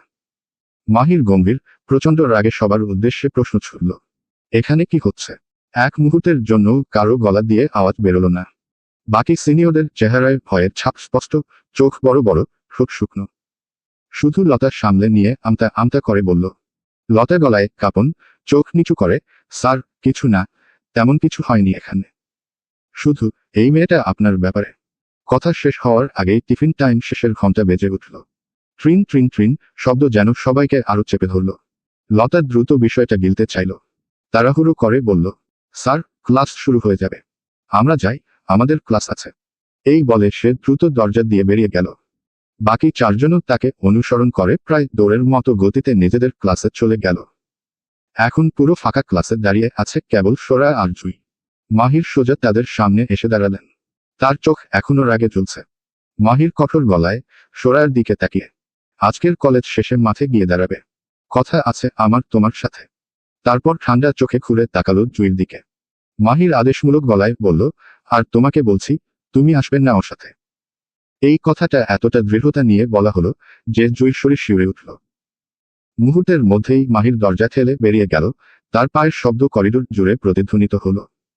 ঘরটা আবার নিস্তব্ধ হয়ে গেল। কিন্তু সোরার বুকের ভেতর তখন ঝড় বয়ে যাচ্ছে। সে চুপচাপ দাঁড়িয়ে রইল, চোখ নিচু। তার মনে এক অদ্ভুত ভয় ঢুকে গেল। এভাবে একা ডেকে উনি আমাকে কি বলবেন? আমি কি কোনো বড় ভুল করে ফেললাম? উনি কি ভাবছেন আমার সম্পর্কে? উনার চোখে এত রাগ কেন ছিল? সোরায়ের নিঃশ্বাস ভারী হয়ে উঠল। বুকের ভেতর প্রশ্নের পর প্রশ্ন জমা হতে লাগলো, কিন্তু কোনো উত্তর নেই। ঢাবি ক্যাম্পাস। সকালের ক্লাসগুলো শেষ, ক্যাম্পাসের পুরো পরিবেশ শান্ত। রিমি আর মীরা ধীরে ধীরে ক্যাম্পাসের মূল গেটের দিকে হাঁটছে। দুজনের মধ্যকার দূরত্ব কম, বাতাসে হালকা গন্ধ, গাছের ছায়া পথের পাশে দীর্ঘ হয়ে গেছে। রিমি হালকা হাসি দিয়ে মীরার দিকে তাকিয়ে বলল, মীরা, তুই তো এখন সরাসরি বাড়ি যাবি তাই না? মীরা ধীরে ধীরে মাথা নাড়ল। চোখে হালকা অবসাদ, কিন্তু ঠিকঠাক উত্তরে বলল, হ্যাঁ, বাড়ি ফিরব রে। আজকে আর কোনো কাজ নেই আমার। রিমি স্বাভাবিক ভঙ্গিতে বলল, হালকা হাসি ফোটাচ্ছে মুখে। আসলে তোর বাড়ির দিকেই আমার একটা কাজ আছে। একসাথে যাই চল, পরে যেখানে নামার কথা সেখানে নেমে যাব আমি। মীরা কিছুটা অবাক হয়ে প্রশ্ন করল, তোর আমার বাড়ির দিকে কাজ? কি কাজ? আগে তো বললি না। রিমি হালকা ইতস্তত বোধ করে, কিন্তু চোখে মজা ফোটাতে বললে কিছু মনে করবি না তো? মীরা ভরকে গিয়ে অভিমানী চোখে তাকিয়ে বলল, এমন কি কথা বলবি যাতে আমি কিছু মনে করতে পারি? তাড়াতাড়ি বল। রিমি হেসে বলল, চোখে একটু কৌতুক, আসলে আমি একটা ক্যাফেতে লাইভ গান পারফর্ম করি। আজকে শিডিউল আছে। মীরা চমকে চোখ বড় করে জিজ্ঞেস করল, কি? তুই গান গাইতে পারিস? লাইভ পারফরমেন্সও করিস? কি বাজিয়ে পারফর্ম করিস রে? আমি তো শুনেছি লাইভ পারফরমেন্সে কোন না কোন ইনস্ট্রুমেন্ট প্লে করতে জানতে হয়। অতিরিক্ত উৎসাহিত হয়ে রিমি হাসি মুখে উত্তর দিল, গিটার দিয়ে গান বাজাই আমি। মীরা অবাক হয়ে আরেকবার বলল, এত বড় কথা আজকে আমাকে বললি? আগে কেন বললি না? আমি আর কথা বলবো না তোর সাথে। রিমি হালকা কৌতুক ভরে উত্তর দিল, আরে রে, আগে বলার সুযোগ হয়নি। এই বিষয়ে তো তেমন কথাই হয়নি, তাই তোকে জানাইনি। আজ তো জানলি, চল, দেরি হয়ে যাবে আর দাঁড়ালে। রাগ করে না যান। মীরার চোখে আগ্রহ, রিমির মুখে লুকানো আনন্দ। দুজনেই হেসে ফেলল। ক্যাম্পাসের শান্ত পথ পেরিয়ে হাঁটতে হাঁটতে দুজনের কথোপকথন যেন আরো মধুর হয়ে উঠল। রিকশা ঠিক করলো তারা। একে একে উঠে রিকশায় বসল। কিছু সময় পর পরবর্তী সময়ে রিকশা চলতে থাকার এক পর্যায়ে একটা মোড়ে রিমি রিকশা থামাতে বলে। মীরা একটু অবাক হয়ে বলল, কিরে, এখানে থামাতে বললি যে? এখানেই নেমে যাবি? রিমিও সোজাসাপটা উত্তর দিয়ে বলল, হ্যাঁ রে, ওই যে সামনে একটা ক্যাফেটেরিয়া দেখছিস, ওইটাতেই কাজ করি। আঙ্গুল তাক করে মীরা রিমির দেখানোর দিকে চোখ দেয় ওই ক্যাফেটেরিয়ায়। তারপর দুইজনকে বিদায় জানিয়ে আলাদা হয় নিজের গন্তব্যের উদ্দেশ্যে। রিমি নিজের কাজের পথে আর মীরা বাড়ির পথে। চৌধুরী বাড়ি। মীরা বাড়িতে ঢুকতেই রামিলা চৌধুরীকে ড্রয়িং রুমে দেখতে পায়। সে দ্রুত তার কাছে গিয়ে সোফায় পাশের জায়গায় বসে পড়ে। রামিলা চৌধুরী বই পড়ছিলেন। মীরায়াকে দেখে হাতের বইটা টি টেবিলের উপরে রেখে মীরায়াকে এক হাতে জড়িয়ে ধরেন। রামিলা চৌধুরী ধীরে মাথায় হাত বুলিয়ে আদর করে মাথায় চুমু দিয়ে বললেন, এই তো এখন বাড়িটা বাড়ি বলে মনে হচ্ছে। মীরা একটু দূরে সরে গিয়ে বলল, মানে? এতক্ষণ বুঝি বাড়ি বাড়ি ছিল না? রামিলা চৌধুরী হালকা হেসে বললেন, বাড়িতে মানুষ না থাকলে বাড়ি কি বাড়ি মনে হয় বল? সকালে তোরা যে যার যার মতো বের হয়ে যাস, বাড়িতে আমি একা থাকি। বাড়ি ফাঁকা থাকলে মন কি আর মানে বল? মীরা রামিলা চৌধুরীর কথা শুনে একটু চুপ হয়ে গেল, কিন্তু পর মুহূর্তেই আবার বলে উঠল, কেন মামনি? সব সময় তো এমনি হয়। তুমি তো এটাই বাড়িতে থাকতে, হঠাৎ আজ এমন বলছো কেন? রামিলা চৌধুরীর চোখের কোন খানিকটা ভিজে গেল। তিনি আবেগ সামলাতে না পেরে মীরায়াকে মনে থাকা কথাটা বলেই দিলেন, আমার কিছুই ভালো লাগছে না রেমা। আমার ছেলেটা এত বছর পর দেশে ফিরল। বাড়িটা যেন আবার প্রাণ ফিরে পেয়েছিল তোদের সবার উপস্থিতিতে। কিন্তু রায়ানও কাজের জন্য চলে গেল, এখনো কোনো খবর নেই কবে ফিরবে কে জানে। ঠিক মতো পৌঁছেছে কি না তারও খোঁজ নেই। মীরা রামিলা চৌধুরীর চিন্তার কারণটা বুঝতে পারছে। তার নিজেরও বেশ চিন্তা হচ্ছে, কিন্তু মুখে প্রকাশ করতেও নারাজ, আবার মেনে নিতেও। মীরা এবার রায়ানের কথা ওঠাতে সুযোগ পেয়েছে একটু নিজের মনের প্রশ্নগুলো করার। মীরা একটু শান্ত ও স্বাভাবিকভাবেই কথা বলল, আচ্ছা মামনি, এতই যখন চিন্তা হচ্ছে একটা কল কেন করছো না? তার খবরটা তো শুনতে পারতে ফোন করলে। রামিলা চৌধুরী এবার হালকা হেসে উত্তরে বললেন, আরে বোকা মেয়ে, আমেরিকায় কি বাংলাদেশের নাম্বার চলবে নাকি যে ফোন করে খোঁজ নিব? মীরার ধ্যান ফিরল সাথে সাথে, ও তাই তো। এই নাম্বারে তো আর কথা বলা সম্ভব নয়। এটা বুঝতে পেরে মীরা পাল্টা প্রশ্ন করল, তাহলে মামুনি উনার আমেরিকান নাম্বার এ কল করো। তাহলেও তো হয়। সামান্য উত্তেজিত গলায় যেন উপায় খুঁজতে ব্যস্ত রামিলা চৌধুরী হতাশা নিয়ে বললেন, নাম্বার তো নেই। রায়ানের সাথে সবসময় ভিডিও কলে কথা হতো। ব্যস্ততার মাঝে সপ্তাহে বা মাসে একবার করে কল করত, তাই আর তাকে দেখে কথা বলার সুযোগের নাম্বারের প্রয়োজন পড়েনি। মীরায়াও এক মুহূর্তের জন্য আশা ছেড়ে দিয়ে আবার উত্তেজিত গলায় বলল, তাহলে মামুনি অনলাইনেই কল দেও। রামিলা চৌধুরী হাফ ছেড়ে বললেন, সকাল থেকে অনেকবার চেষ্টা করেছি, ঢুকছেই না। তাই তো আরো চিন্তা হচ্ছে। অনলাইনে এখনো আসেনি, কানেক্ট হচ্ছে না। মীরায়াও এবার বেশ চিন্তায় পড়ে গেল। মীরা কৌতূহলী হয়ে রামিলা চৌধুরীকে অনুরোধ করল, মামুনি আইডিটা আমাকে একটু দেবে, আমি দেখি একবার চেষ্টা করে। রামিলা চৌধুরী একটু অবাক হয়ে প্রশ্ন করলেন, তোর কাছে ওর আইডি নেই? মীরার রায়ানের সাথে যা কথা হতো না মুখোমুখি আর না হয় ফোনেই, তাই আর কখনো প্রয়োজন পড়েনি অনলাইন প্ল্যাটফর্মে অ্যাড হওয়ার। মীরা চুপসে যাওয়া মুখ ডানে বামে নাড়িয়ে বলল, না মামুনি, নেই। রামিলা চৌধুরী অবাক হয়ে বলে ওঠেন, এত দিনে এইটাও নিসনি? কি করেছিস তাহলে এত সময় বাইরে একসাথে তৈরি করে? মীরা রামিলা চৌধুরীর কাছে এমন কিছু শুনবে আশা করেনি। সে সামান্য লজ্জায় পড়ে যায় আর মনে মনে রায়ানের উপর সেসব দিনের রাগ ঝাড়তে ঝাড়তে বলতে থাকে, সেসব তোমার ছেলেকে জিজ্ঞেস করো কি করেছে আমার সাথে। ঘুরানো, খাওয়ানো, উতলাই পড়া যত্ন আর নির্লজ্জের মতো কি সব কথা বলে আমাকে লজ্জায় ফেলা এই করেছে তোমার ছেলে। অন্য কিছুর সময় কোথায় পেলাম। রামিলা চৌধুরীকে মীরা একটু অন্য ভঙ্গিতে বোঝাতে বলে, মামুনি আসলে রায়ান ভাইয়ার সাথে তেমন সহজভাবে এখনো কথা হয়নি, তাই আইডিটাও নেওয়া হয়নি। প্রয়োজন হবে কখনো তাও মাথায় আসেনি। তুমি এখন দাও না তাহলেই তো হয়। রামিলা চৌধুরী ছেলের বউয়ের তার স্বামীর প্রতি এই অদ্ভুত অদৃশ্য টানটা বুঝে পেরে একটু মুচকি হেসে নিজের ফোন থেকে রায়ানের আইডিটা বের করে মিরায়াকে দেন। মিরায়াও কৌতূহলী মনে রায়ানের আইডি লিঙ্কটা নিয়ে প্রথমবারের মতো আইডিতে প্রবেশ করতেই দেখতে পায় সম্পূর্ণ আইডি খালি। কিছুই নেই রায়ানের সম্পর্কে, এমনকি বাড়তি একটা ছবিও নেই। শুধু প্রোফাইলের ছবি আর কভার ছবি আছে। কভার ছবিটা আমেরিকায় তোলা বোঝা যাচ্ছে ব্যাকগ্রাউন্ড দেখেই। রায়ান বাইক রাইডিং এর ড্রেসআপে নিজের বাইকের উপর বসে আছে ছবিতে। মীরা না চাইতেও কয়েকবার জুম করে দেখল রায়ানের ছবিটা। পাশে রামিলা চৌধুরী বিষয়টা খেয়াল করে মজার ছলে মীরার কাছে ঝুঁকে প্রশ্ন করলেন, আমার ছেলেটা হ্যান্ডসাম আছে তাই না রে? মীরা রায়ানের ছবির দিকে মুগ্ধ দৃষ্টিতে তাকিয়ে থেকে হালকা মিষ্টি হেসে আনমনে প্রশ্নের উত্তর দিয়ে দিল, অনেক বেশি হ্যান্ডসাম। একটু বেশি। নিজের কথা বলে ফেলেই চোখ বড় বড় করে নিল, কি বলল এই মাত্র তা যেন মাথার ধরছে না। রামিলা চৌধুরী এইদিকে মুচকি হেসে যাচ্ছেন। মীরা আমতা আমতা করে বলল, আমি ওইভাবে বলি না। উনি হ্যান্ডসাম, তবে এত না। আমি ভুলে। মীরায়াকে আর কথা বলতে না দিয়ে রামিলা চৌধুরী বলে উঠলেন, হয়েছে হয়েছে, এইভাবে বলেছিস না ওইভাবে তা জেনে আমার কাজ নেই। ঘরে যা, ফ্রেশ হয়ে নে গিয়ে। মীরা সোফা থেকে না উঠে উল্টো প্রশ্ন করল, মামুনি তোমার ছেলের আইডিতে কিছু নাই কেন? এত সোজাসাপটা সব। আমি তো ভেবেছিলাম এত বড় মাপের ব্যক্তিত্ব আইডি বেশ ইন্টারেস্টিং হবে। রামিলা চৌধুরী ছেলের প্রশংসায় ছেলের বউকে একটু নরম করতে বললেন, আমার ছেলে এমনি সরল সোজা, বেশ লাজুক প্রকৃতির। খুব কারোর সাথে কথাই বলতো না, প্রথম দেখাতে তো আরো না। অনেক ইনোসেন্ট। সবাই বলতো রামিলা তোর ছেলে হয়েছে একখান মাশাআল্লাহ। মীরা হাসার ভান করে মাথা নাড়িয়ে আগের সবকিছু ভাবতে লাগলো। সে রামিলা চৌধুরীর বলা কথার সাথে রায়ানের কোনো মিলই পেল না, মনে মনে ভাবছে আর বলে যাচ্ছে, কি সরল, ইনোসেন্ট। এমন ঠোটকাটা নির্লজ্জ লোক নাকি ইনোসেন্ট? প্রথম দেখাতে কথাই না বলা ব্যক্তি আমার সাথে প্রথম দিন দেখা হওয়ার পর থেকে ননস্টপ ফ্লার্ট করে যাচ্ছিল। আর কি লাজুক? হাহ, রাতের বেলায় চুম্মা চাটি ভরা মুভি দেখা মানুষ নাকি লাজুক? মামুনি গো, তোমার ছেলেকে তুমি একটু চিনো না। সবার সামনে যেমন, সবার আড়ালে আমার সাথে ঠিক উল্টো। আরে না না, আড়ালে কি এই লোক সবার সামনেও আমার সাথে তাই করে?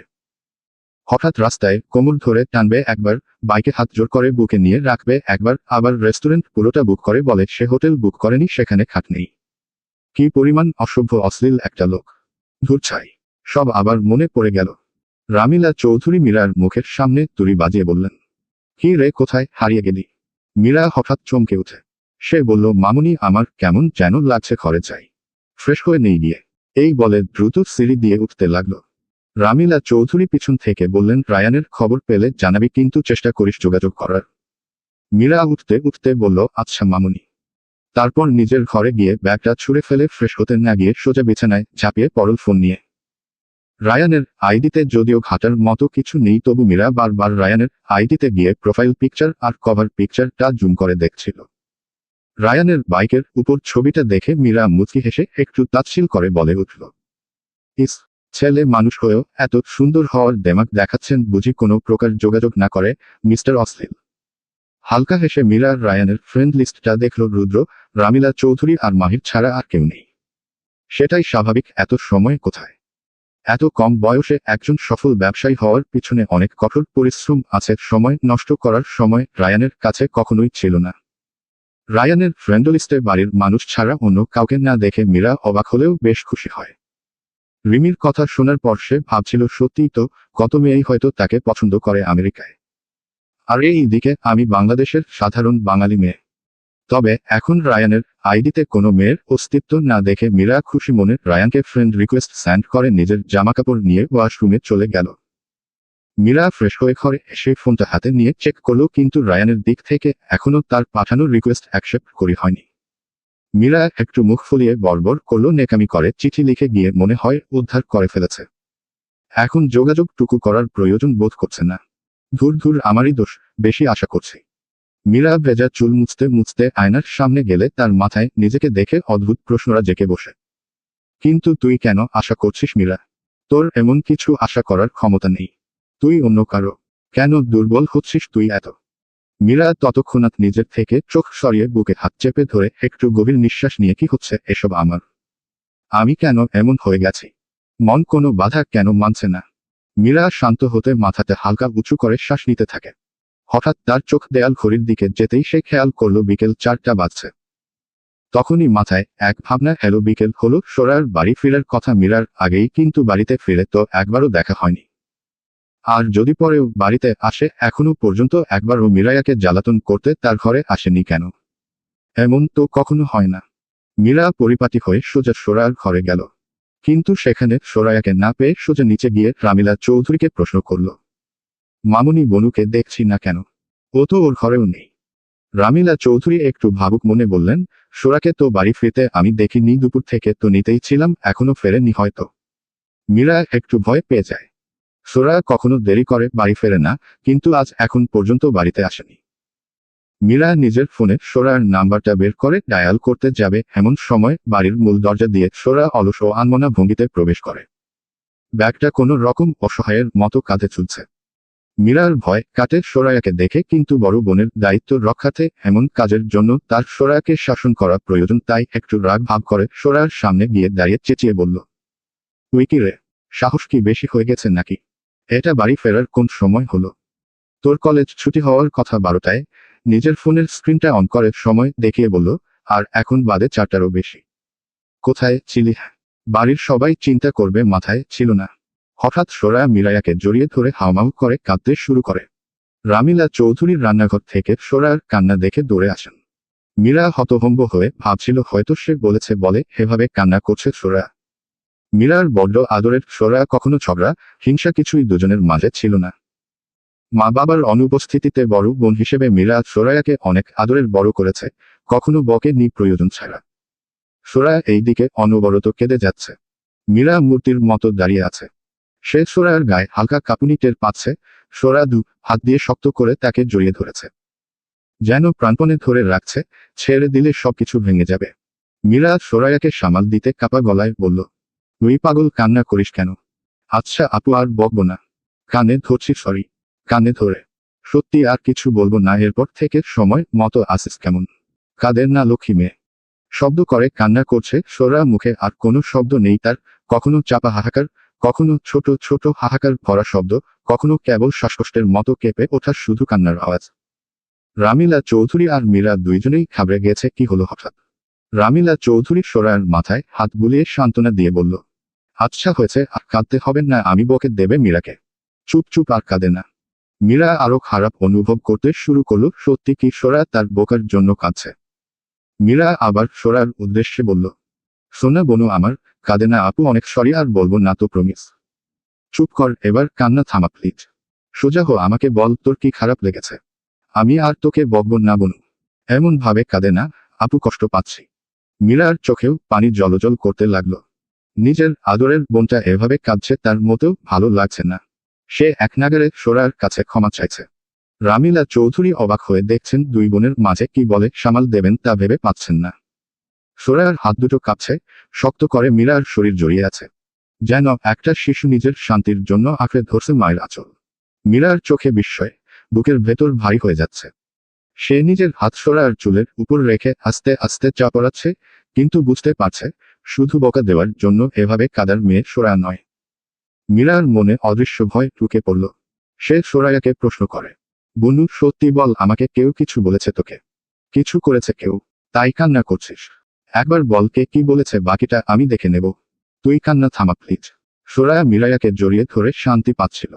হঠাৎ সে সোজা হয়ে দাঁড়িয়ে চোখের পানি মুছে ভাঙা গলায় বলল, কি? কিছু হয়নি আপু, আমি ঠিক আছি। এই বলে আবার কেঁদে দিল। মীরা আবার সোরায়াকে বুকে জড়িয়ে বলল, না বনু, কিছু ঠিক নেই। তুই আমাকে বল কি হয়েছে। আমি বকেছি বলে কাঁদছিস? সোরায়া মাথা নাড়ায় না সূচক। মীরা আবার একই প্রশ্ন করতে যাবে, তখনই রামিলা চৌধুরী মীরায়াকে ইশারা দেন, এখন আর কিছু বলিস না, শান্ত হতে দে ওকে। মীরা বুঝতে পারল সে আর কিছু জিজ্ঞেস করল না। আলতো করে সোরার মাথা তুলে চোখের পানি মুছে দিয়ে বলল, যা হওয়ার হয়েছে, আর ভাবতে হবে না। কাঁদবি না একদম। আমার পুতুলের মতো ছোট্ট পাখিটার চোখগুলো কত সুন্দর, এগুলোতে পানি মানায় না। ঘরে যাবি, চল, ফ্রেশ হয়ে নিবি আয়। সোরায়াও একটু শান্ত হয় মীরার কথায়। কান্না থামায়, তবে এখন একটু একটু হেঁচকি উঠছে। মীরা সোরায়াকে ঘরে নিয়ে যায়। রামিলা চৌধুরী হাফ ছেড়ে ভাবলেন, এখনকার দিনের বাচ্চারা কখন কি ভেবে কি করবে বলা মুশকিল। কে জানে মেয়েটা এভাবে কাঁদলো কেন। সোরায়াকে রুমে নিয়ে গিয়ে ওকে ফ্রেশ হওয়ার পর মীরা ওর রেস্ট নেওয়ার জন্য নিজে কোলে মাথা রেখে ওকে শোয়। সোরায়া একদম চুপ করে শুয়ে আছে। মীরা এবার আসলে কি হয়েছে জানতে সোরায়ার মাথায় হাত বুলিয়ে দিতে দিতে জিজ্ঞেস করল, বনু, এবার অন্তত বল কি হয়েছে। ক্লাসে স্যার বকেছে। স্যার বকেছে কথাটায় সোরায়ার শরীরে হঠাৎ কাঁপুনি দিল। সে আবার ছুটির পরের কথাগুলো সম্পূর্ণ দৃশ্যটা চোখের সামনে ভেসে উঠল। ফ্ল্যাশব্যাক। তখন 12:30 বাজে দিনের। সোরায়া মাহিরের কথা মতো কলেজ শেষে কলেজ মাঠে দাঁড়িয়েছিল। প্রায় 30 মিনিট কভার হয়ে গেছে, ছুটি হয়েছে স্কুল, কিন্তু মাহিরের এখনো আসার নাম নেই। হোরাইরা পা দিয়ে মাঠের ঘাস নাড়িয়ে খেলছে। হঠাৎ মাহিরের গলা ভেসে এলো, দাঁড়িয়ে আছো অনেকক্ষণ হয়েছে তাই না। সোরায়া হালকা মুচকি হেসে বলল, সমস্যা নেই স্যার। আপনি কেন দাঁড়াতে বলেছেন তা বলতে পারেন। মাহির গম্ভীরভাবে বুকে হাত বেঁধে দাঁড়িয়ে বলল, তোমার সমস্যা কি আগে সেটা বলো। কলেজে আমার আসার পর থেকে তোমার উগ্রতা দেখে যাচ্ছি, এসবের মানে কি। সোরায়া কপাল কুঁচকে পাল্টা প্রশ্ন করল, সরি। কি বললেন? উগ্রতা মানে? মাহির আবার তাচ্ছিল্যের হাসি হেসে বলল, এখন মানে বুঝতে পারছো না। সমস্যা নেই, আমি বুঝাচ্ছি। শিক্ষকদের কাজই এটা। আমাকে প্রথম দিন থেকে ক্লাসে হাবল তালো প্রশ্ন করে জ্বালাতন করা, ক্লাস চলাকালীন সম্পূর্ণটার সময় তাকিয়ে থাকা, ফেসবুক আইডি খুঁজে বারবার রিকোয়েস্ট সেন্ড করা। আবার ফেসবুকের টা যথেষ্ট ছিল না তোমার জন্য, ও তো রাতের বেলা নিজের টিচারকে কেউ মেসেজ দেয়। যাক, বাচ্চা মেয়ে মনে করে সব সয় নিয়েছিলাম। কিন্তু আজকে নিজের লিমিট ক্রস করে ফেলেছ তুমি। কলেজে তুমি আমার পরিচিত, তোমার আমার ব্যক্তিগত কোনো কানেকশন আছে, এসব ছড়াতে নিজের বড় ক্লাসের মেয়েদের সাথে তর্কে জড়িত। নিজের আর কোন উগ্রতা এখনো তোমার বোঝা বাকি আমাকে বলো। এই কথাগুলো শুনে সোরার ভেতরটা এক ছক্কায় ভেঙে পড়ল। বুকের ভেতর যেন কেউ হাতুড়ি দিয়ে বারবার আঘাত করছে। আসলে সবকিছুই সে করেছে একটাই কারণে, মাহিরকে ভালোবেসে। অন্ধ ভালোবাসা তাকে এভাবে পাগলামি করিয়েছে। কিন্তু গুজব ছড়ানোর বিষয়টা সম্পূর্ণ ভুল বোঝাবুঝি। তবুও সে ঠোঁট নাড়াতে পারল না। গলার স্বর আটকে গেল। মাহির রাগে চোখ রক্তিম করে চাচালো কণ্ঠে আবার বলল, কি হলো? চুপ করে আছো কেন? নিজের এসব বেহায়াপনার কোনো ব্যাখ্যা নেই নাকি নতুন মিথ্যা বানাচ্ছ বলার জন্য? জানো সোরা, তোমার মতো মেয়েদের জন্যই শিক্ষকদের সম্মান মাটিতে মিশে যায়। সোরার বুকটা কেঁপে উঠল। চোখে পানি টলমল করছে, কিন্তু সে নিজেকে শক্ত থাকল। একটা ফোঁটাও পড়তে দিল না। শুধু দাঁতে দাঁত চেপে সব কথা সহ্য করছে। মাহির ওর চোখের ভেতর জমে থাকা অশ্রু দেখেও বিন্দুমাত্র নরম হলো না। উল্টো আরো ধারালো স্বরে বলল, এখন চুপচাপ দাঁড়িয়ে আছো কেন? নাকি সত্যি এতটাই নির্লজ্জ যে নিজের অসভ্যতার কোনো ব্যাখ্যা খুঁজে পাচ্ছ না? প্রতিটি শব্দ যেন সোরার বুকের ভেতর বিস্ফোরণ ঘটালো। তার মন ভেঙে টুকরো টুকরো হয়ে যাচ্ছে, কিন্তু বাইরে থেকে সে নিঃশব্দে দাঁড়িয়ে। শরীর কাঁপছে, বুক ফেটে যাচ্ছে, তবুও কোনো আওয়াজ নেই। প্রিয় মানুষটা কষ্ট দিয়ে কথা বললে এত যন্ত্রণা হয় তা সোরার জানা ছিল না। মাহির শেষবার তাচ্ছিল্যের চোখে তাকিয়ে কোনো দরদ না দেখিয়ে মাঠ থেকে চলে গেল। তার পদক্ষেপের শব্দ মিলিয়ে গেল দূরে, কিন্তু সোরার কানে সেটা বজ্রপাতের মতো গর্জে বাজতে থাকল। সোরা একাই দাঁড়িয়ে রইল, চোখে অশ্রু ঝিকমিক করছে, বুকের ভেতর হাহাকার চলছে, তবুও বাহ্যিকভাবে সে যেন পাথর হয়ে গেছে। চারপাশের বাতাস ভারী হয়ে আছে, আর সেই নীরবতায় কেবল তার ভেতরের কান্না তীব্র শব্দে প্রতিধ্বনিত হচ্ছে। বর্তমান। মীরা সোরার থেকে কোন প্রকার উত্তর না পেয়ে চুপ রইল। বুঝতে পারছে এখন কিছু জিজ্ঞেস করে লাভ নেই। শুধু চিন্তার জায়গা থেকে জিজ্ঞেস করল, কলেজ তো অনেক আগে ছুটি দিয়েছিল বনু, কোথাও গিয়েছিলি বুঝি? সোরা মীরার কোলে মাথা রেখে বলল, হাঁটতে হাঁটতে একটু লেগে গেছিলাম। মীরা এবার চিন্তা মুক্ত হলো, সোরার গলা শুনে আর কিছু জিজ্ঞেস করল না। কিন্তু পুরো মুহূর্তে সোরা নিজেই প্রশ্ন করল, আচ্ছা আপু, আমি কি অসভ্য, বেহায়া আর নির্লজ্জ? মীরার বুকটা হালকা কেঁপে উঠল এমন প্রশ্ন শুনে। সে সোরার মাথায় হাত রেখে বলল, কি? কেহ বলেছে তোকে এসব? আমার বনু অনেক ভালো, সবার চেয়ে বেস্ট, সব দিক থেকে ভদ্র আর সভ্য। তুই বল শুধু কে বলেছে তোকে এসব? মেরে তক্তা বানিয়ে আসবো তাকে। সোরা মন খারাপের মাঝেও ফিক করে হেসে দিল মীরার মাহিরকে মেরে তক্তা বানানোর কথায়। সোরায়াকে হাসতে দেখে দীর্ঘশ্বাস ছেড়ে মিরায়াও হালকা হাসল। সোরায়া আবার মিরায়াকে প্রশ্ন করল, আপু ভালোবাসা কি কষ্ট দেয়? মীরা অবাক হয় সোরায়ার মুখে ভালোবাসার কথা শুনে, তবে প্রশ্নের উত্তরে বলল হয়তো। সোরায়া হয়তো মানে মীরা জীবনের হয়তো গুলো যদি শূন্য থেকে পূর্ণ হতো তাহলে জীবন অনেক সুন্দর হতো। তাই হয়তো এর মানে থাকে না, ঠিক যেমন ভালোবাসার কারণ থাকে না। সোরায়া আবার প্রশ্ন করল, আপু যদি শখের জিনিস কষ্টের কারণ হয় তাহলে কি করা উচিত? মীরা এক কথায় উত্তর দেয়, শখের জিনিস পেতে কষ্ট করতে হয় আর কষ্ট করাও উচিত সেটা পেতে। কিন্তু শখের জিনিসটাই যদি কষ্টের কারণ হয় তবে? সোরায়া, তবে। মীরা বাঁকা হেসে উত্তর দেয়, তবে শখকে ডিলিট মেরে ইনস্টাগ্রামে রিলস দেখবি, বুঝেছিস? সোরায়া আবার হেসে ফেলল মীরার কথায়। মীরা হেসে সোরায়ার দুই গাল টেনে বলল, এই তো আমার বোনটাকে হাসলে কত সুন্দর লাগে। বেশি বেশি হাসবি। এখন উঠে টেবিলে গিয়ে পড়তে বসো, অনেক ফাঁকি দিয়েছিস। সোরায়া মীরার কোল থেকে মাথা তুলে উঠে বসল। মিরায়াকে একটা চুমু দিয়ে হাত ধরে টেনে ঘর থেকে বের করতে করতে বলল, ঠিক আছে পড়তে বসছি, এবার তুমি যাও। এত ভালো আইডিয়া দেওয়ার জন্য থ্যাংক ইউ। মীরা হঠাৎ দাঁড়িয়ে পড়ল, কিসের আইডিয়া? সোরায়া মিরায়াকে ঘর থেকে বের করে দিয়ে দরজা লাগানোর আগে দরজার ফাঁকা দিক মাথা একটু বের করে বলল, শখ ডিলিট করার। তারপর গেট লাগিয়ে দিল। মীরা দাঁড়িয়ে রইল আর মনে মনে বলল, এই মেয়েটার মাথায় কি চলে কিভাবে যে বুঝবো। দূর যাকে, ওর মন ভালো হয়ে গেছে এতেই আলহামদুলিল্লাহ। মীরা পরে আবার নিচে গিয়ে রামিলা চৌধুরীকে সোরায়া ঠিক আছে সেটা বলে নিজের ঘরে চলে যায়। এইদিকে মিরায়াকে বের করে দিয়ে সোরায়া নিজের ফোনটা হাতে নিয়েই ফেসবুকে ঢুকে প্রথমে মাহিরের আইডি বের করে তাকে আনফ্রেন্ড করে। তারপর ইনস্টাগ্রামে আনফলো করে ফোনটা বিছানায় ছুঁড়ে মেরে হাসি মুখে টেবিলে চলে যায় পড়াশোনা করতে। সন্ধ্যার 7টা। রিমি নিজের কাজের জায়গায় পৌঁছে নিজের কস্টিউম চেঞ্জ করে নিয়ে গিটারের সব কর্ডগুলো চেক করে নিয়েছে। তার পারফরমেন্সের আর দেরি নেই। বিকেলের প্র্যাকটিস টাইম ওভার, এবার সন্ধ্যায় লাইভ পারফরমেন্স শুরু হবে। রিমি নিজের গিটার নিয়ে একদম তৈরি আজকের সন্ধ্যার জন্য। সময় হওয়ার সাথে সাথে রিমি লাইভ স্টেজে উঠল, সবাইকে আমন্ত্রণ জানিয়ে। মাইক আর গিটারটা ঠিক করে নিজের চেয়ারে বসে সন্ধ্যাবেলার একটা সুন্দর সূচনা করল তার গলার গান দিয়ে। এমন সময়েই হঠাৎ রুদ্র সেই ক্যাফেতে প্রবেশ করল। অফিসের মিটিং শেষে ক্লায়েন্টকে এক কাপ কফির ইনভিটেশন দিতেই ক্লায়েন্ট রাজি হওয়ায় বাড়ির কাছের ক্যাফেতেই ক্লায়েন্টকে নিয়ে এসেছে কফি খাওয়াতে। শনিবার রিমিকে বাড়িতে পৌঁছে দেওয়ার পর রুদ্রর আর তার সাথে কথা হয়নি। এভাবে হঠাৎ করে কাকতালীয়ভাবে দেখা হবে সেটা আর কার জানা ছিল? রুদ্র ক্যাফেতে ঢুকার পরই স্টেজে মধ্যমণি হয়ে বসে গিটার বাজিয়ে গান করতে থাকা রিমির দিকে তার নজর পড়ে। রিমি তার মিষ্টি কণ্ঠে গান গাইছে। আজ না হয় কথা থাক, লুকনো অনুতাপে ঢাকি, চেরা কাটা আগুন। আজ শুধুই বলে যাক, চোখের পাতা খুলে রাখি, নিদের নিঝুম। মন বলে তোমাকে একবার আগলে ছুঁয়ে চাই। মন গলানো সন্ধে বারবার থাকছি ছুঁয়ে তাই। যেন তোমারই কাছে জমে অভিমান আছে, যেন তোমারই কাছে জমে অভিমান আছে। রুদ্র তাকিয়েই আছে রিমির দিকে, ঠিক তখনই রিমিরও চোখ রুদ্রর চোখে পড়ে। দুজনই একে অপরকে একদিন পর হঠাৎ দেখে বিস্মিত। রুদ্রর সাথে আসা লোকটা রুদ্রকে হালকা ধাক্কা দিয়ে বলল, মিস্টার রুদ্র, লেটস সিট। বসার জন্য চেহারার দিকে হাত বাড়িয়ে রুদ্র বাস্তবে ফিরে হকচকিয়ে বলল, হ্যাঁ হ্যাঁ প্লিজ সিট। রুদ্র নিজের দিকের চেয়ারটা টেনে বসল। রিমি নিজের পারফরমেন্সের দিকে মন ফিরালো। রুদ্র রিমিকে দেখছে পালকবিহীন। রিমি বুঝতে পেরেও সেদিকে মন দিল না। সন্ধ্যার সময়টা এই সুন্দর মুহূর্তে কেটে গেলে রুদ্রর ক্লায়েন্ট নিজের হাতের ঘড়ির দিকে তাকিয়ে রুদ্রকে বলে উঠল, so thank you so much mister Rudra, it was great to meet you, see you soon. Rudra আর লোকটা দাঁড়িয়ে হ্যান্ডশেক করার পর লোকটি বিদায় নিল। কিন্তু রুদ্র ক্যাফে থেকে বের না হয়ে ক্যাফের ভিতরেই বসে রিমির গান উপভোগ করতে লাগলো। বাড়ি ফেরার ইচ্ছে হয়নি তার। রিমি নিজের মতো গান গেয়ে যাচ্ছে। দীর্ঘ সময় পর লাইভ পারফরমেন্সের সময় সীমা শেষ হতেই রিমি ব্যাক স্টেজে চলে গেল। রুদ্র এবার ক্যাফে থেকে বেরিয়ে এলো নিজের গাড়ির দিকে। কিছুক্ষণ সময় পর রিমি নিজের কস্টিউম চেঞ্জ করে তার পরিহিত পোশাক পরে বের হয় বাড়ির উদ্দেশ্যে রওনা দেওয়ার জন্য। তখনই হঠাৎ গাড়িতে হেলান দিয়ে দাঁড়িয়ে থাকা রুদ্রর চোখের সাথে চোখাচোখি হয়ে তার।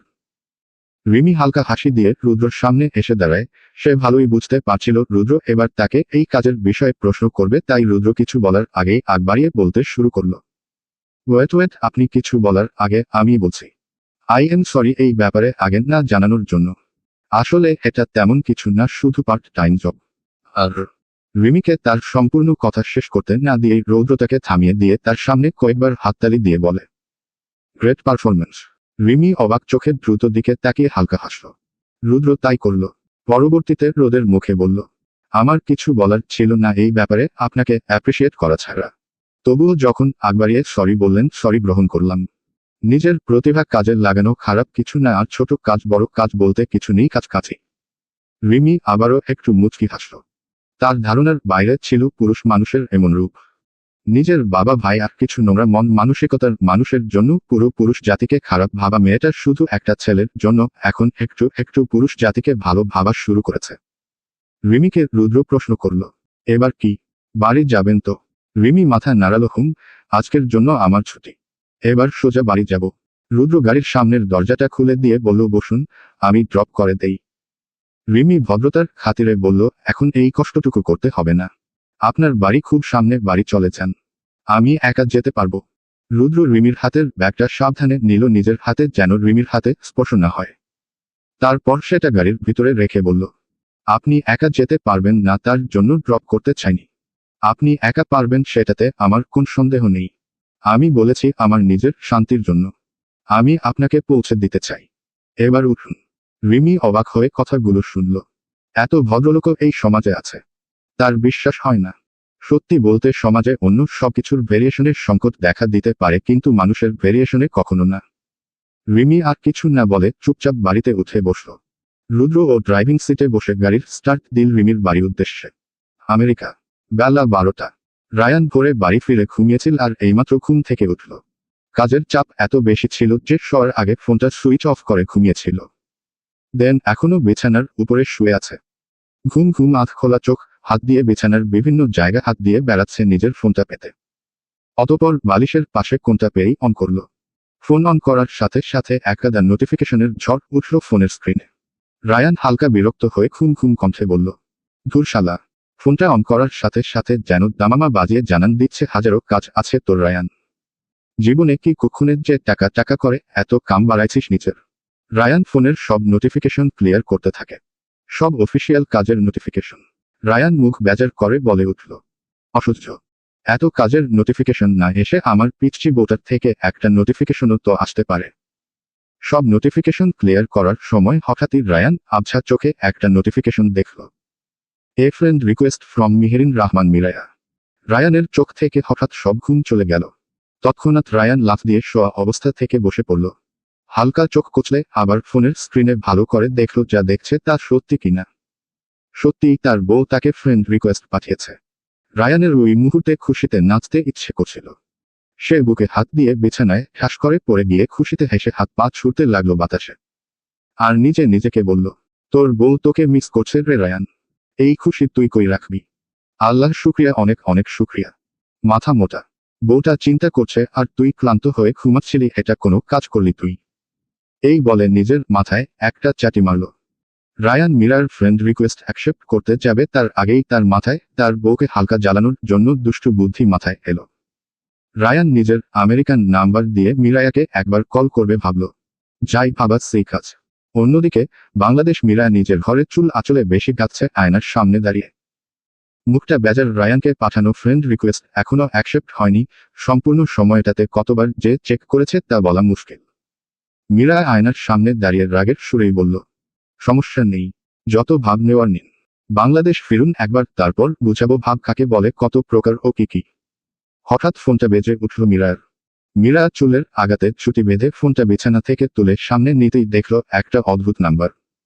এমন কোনো নাম্বার তার জানা নেই, অফিসিয়াল ল্যান্ডলাইনের নাম্বার এর মতো মনে হলো তার। মীরা রেস বা চট্টগ্রামের রাইডিং কমিউনিটির মেইন অফিস থেকে ফোন আসতে পারে ভেবে কল রিসিভ করে বলল, হ্যালো, কে বলছেন?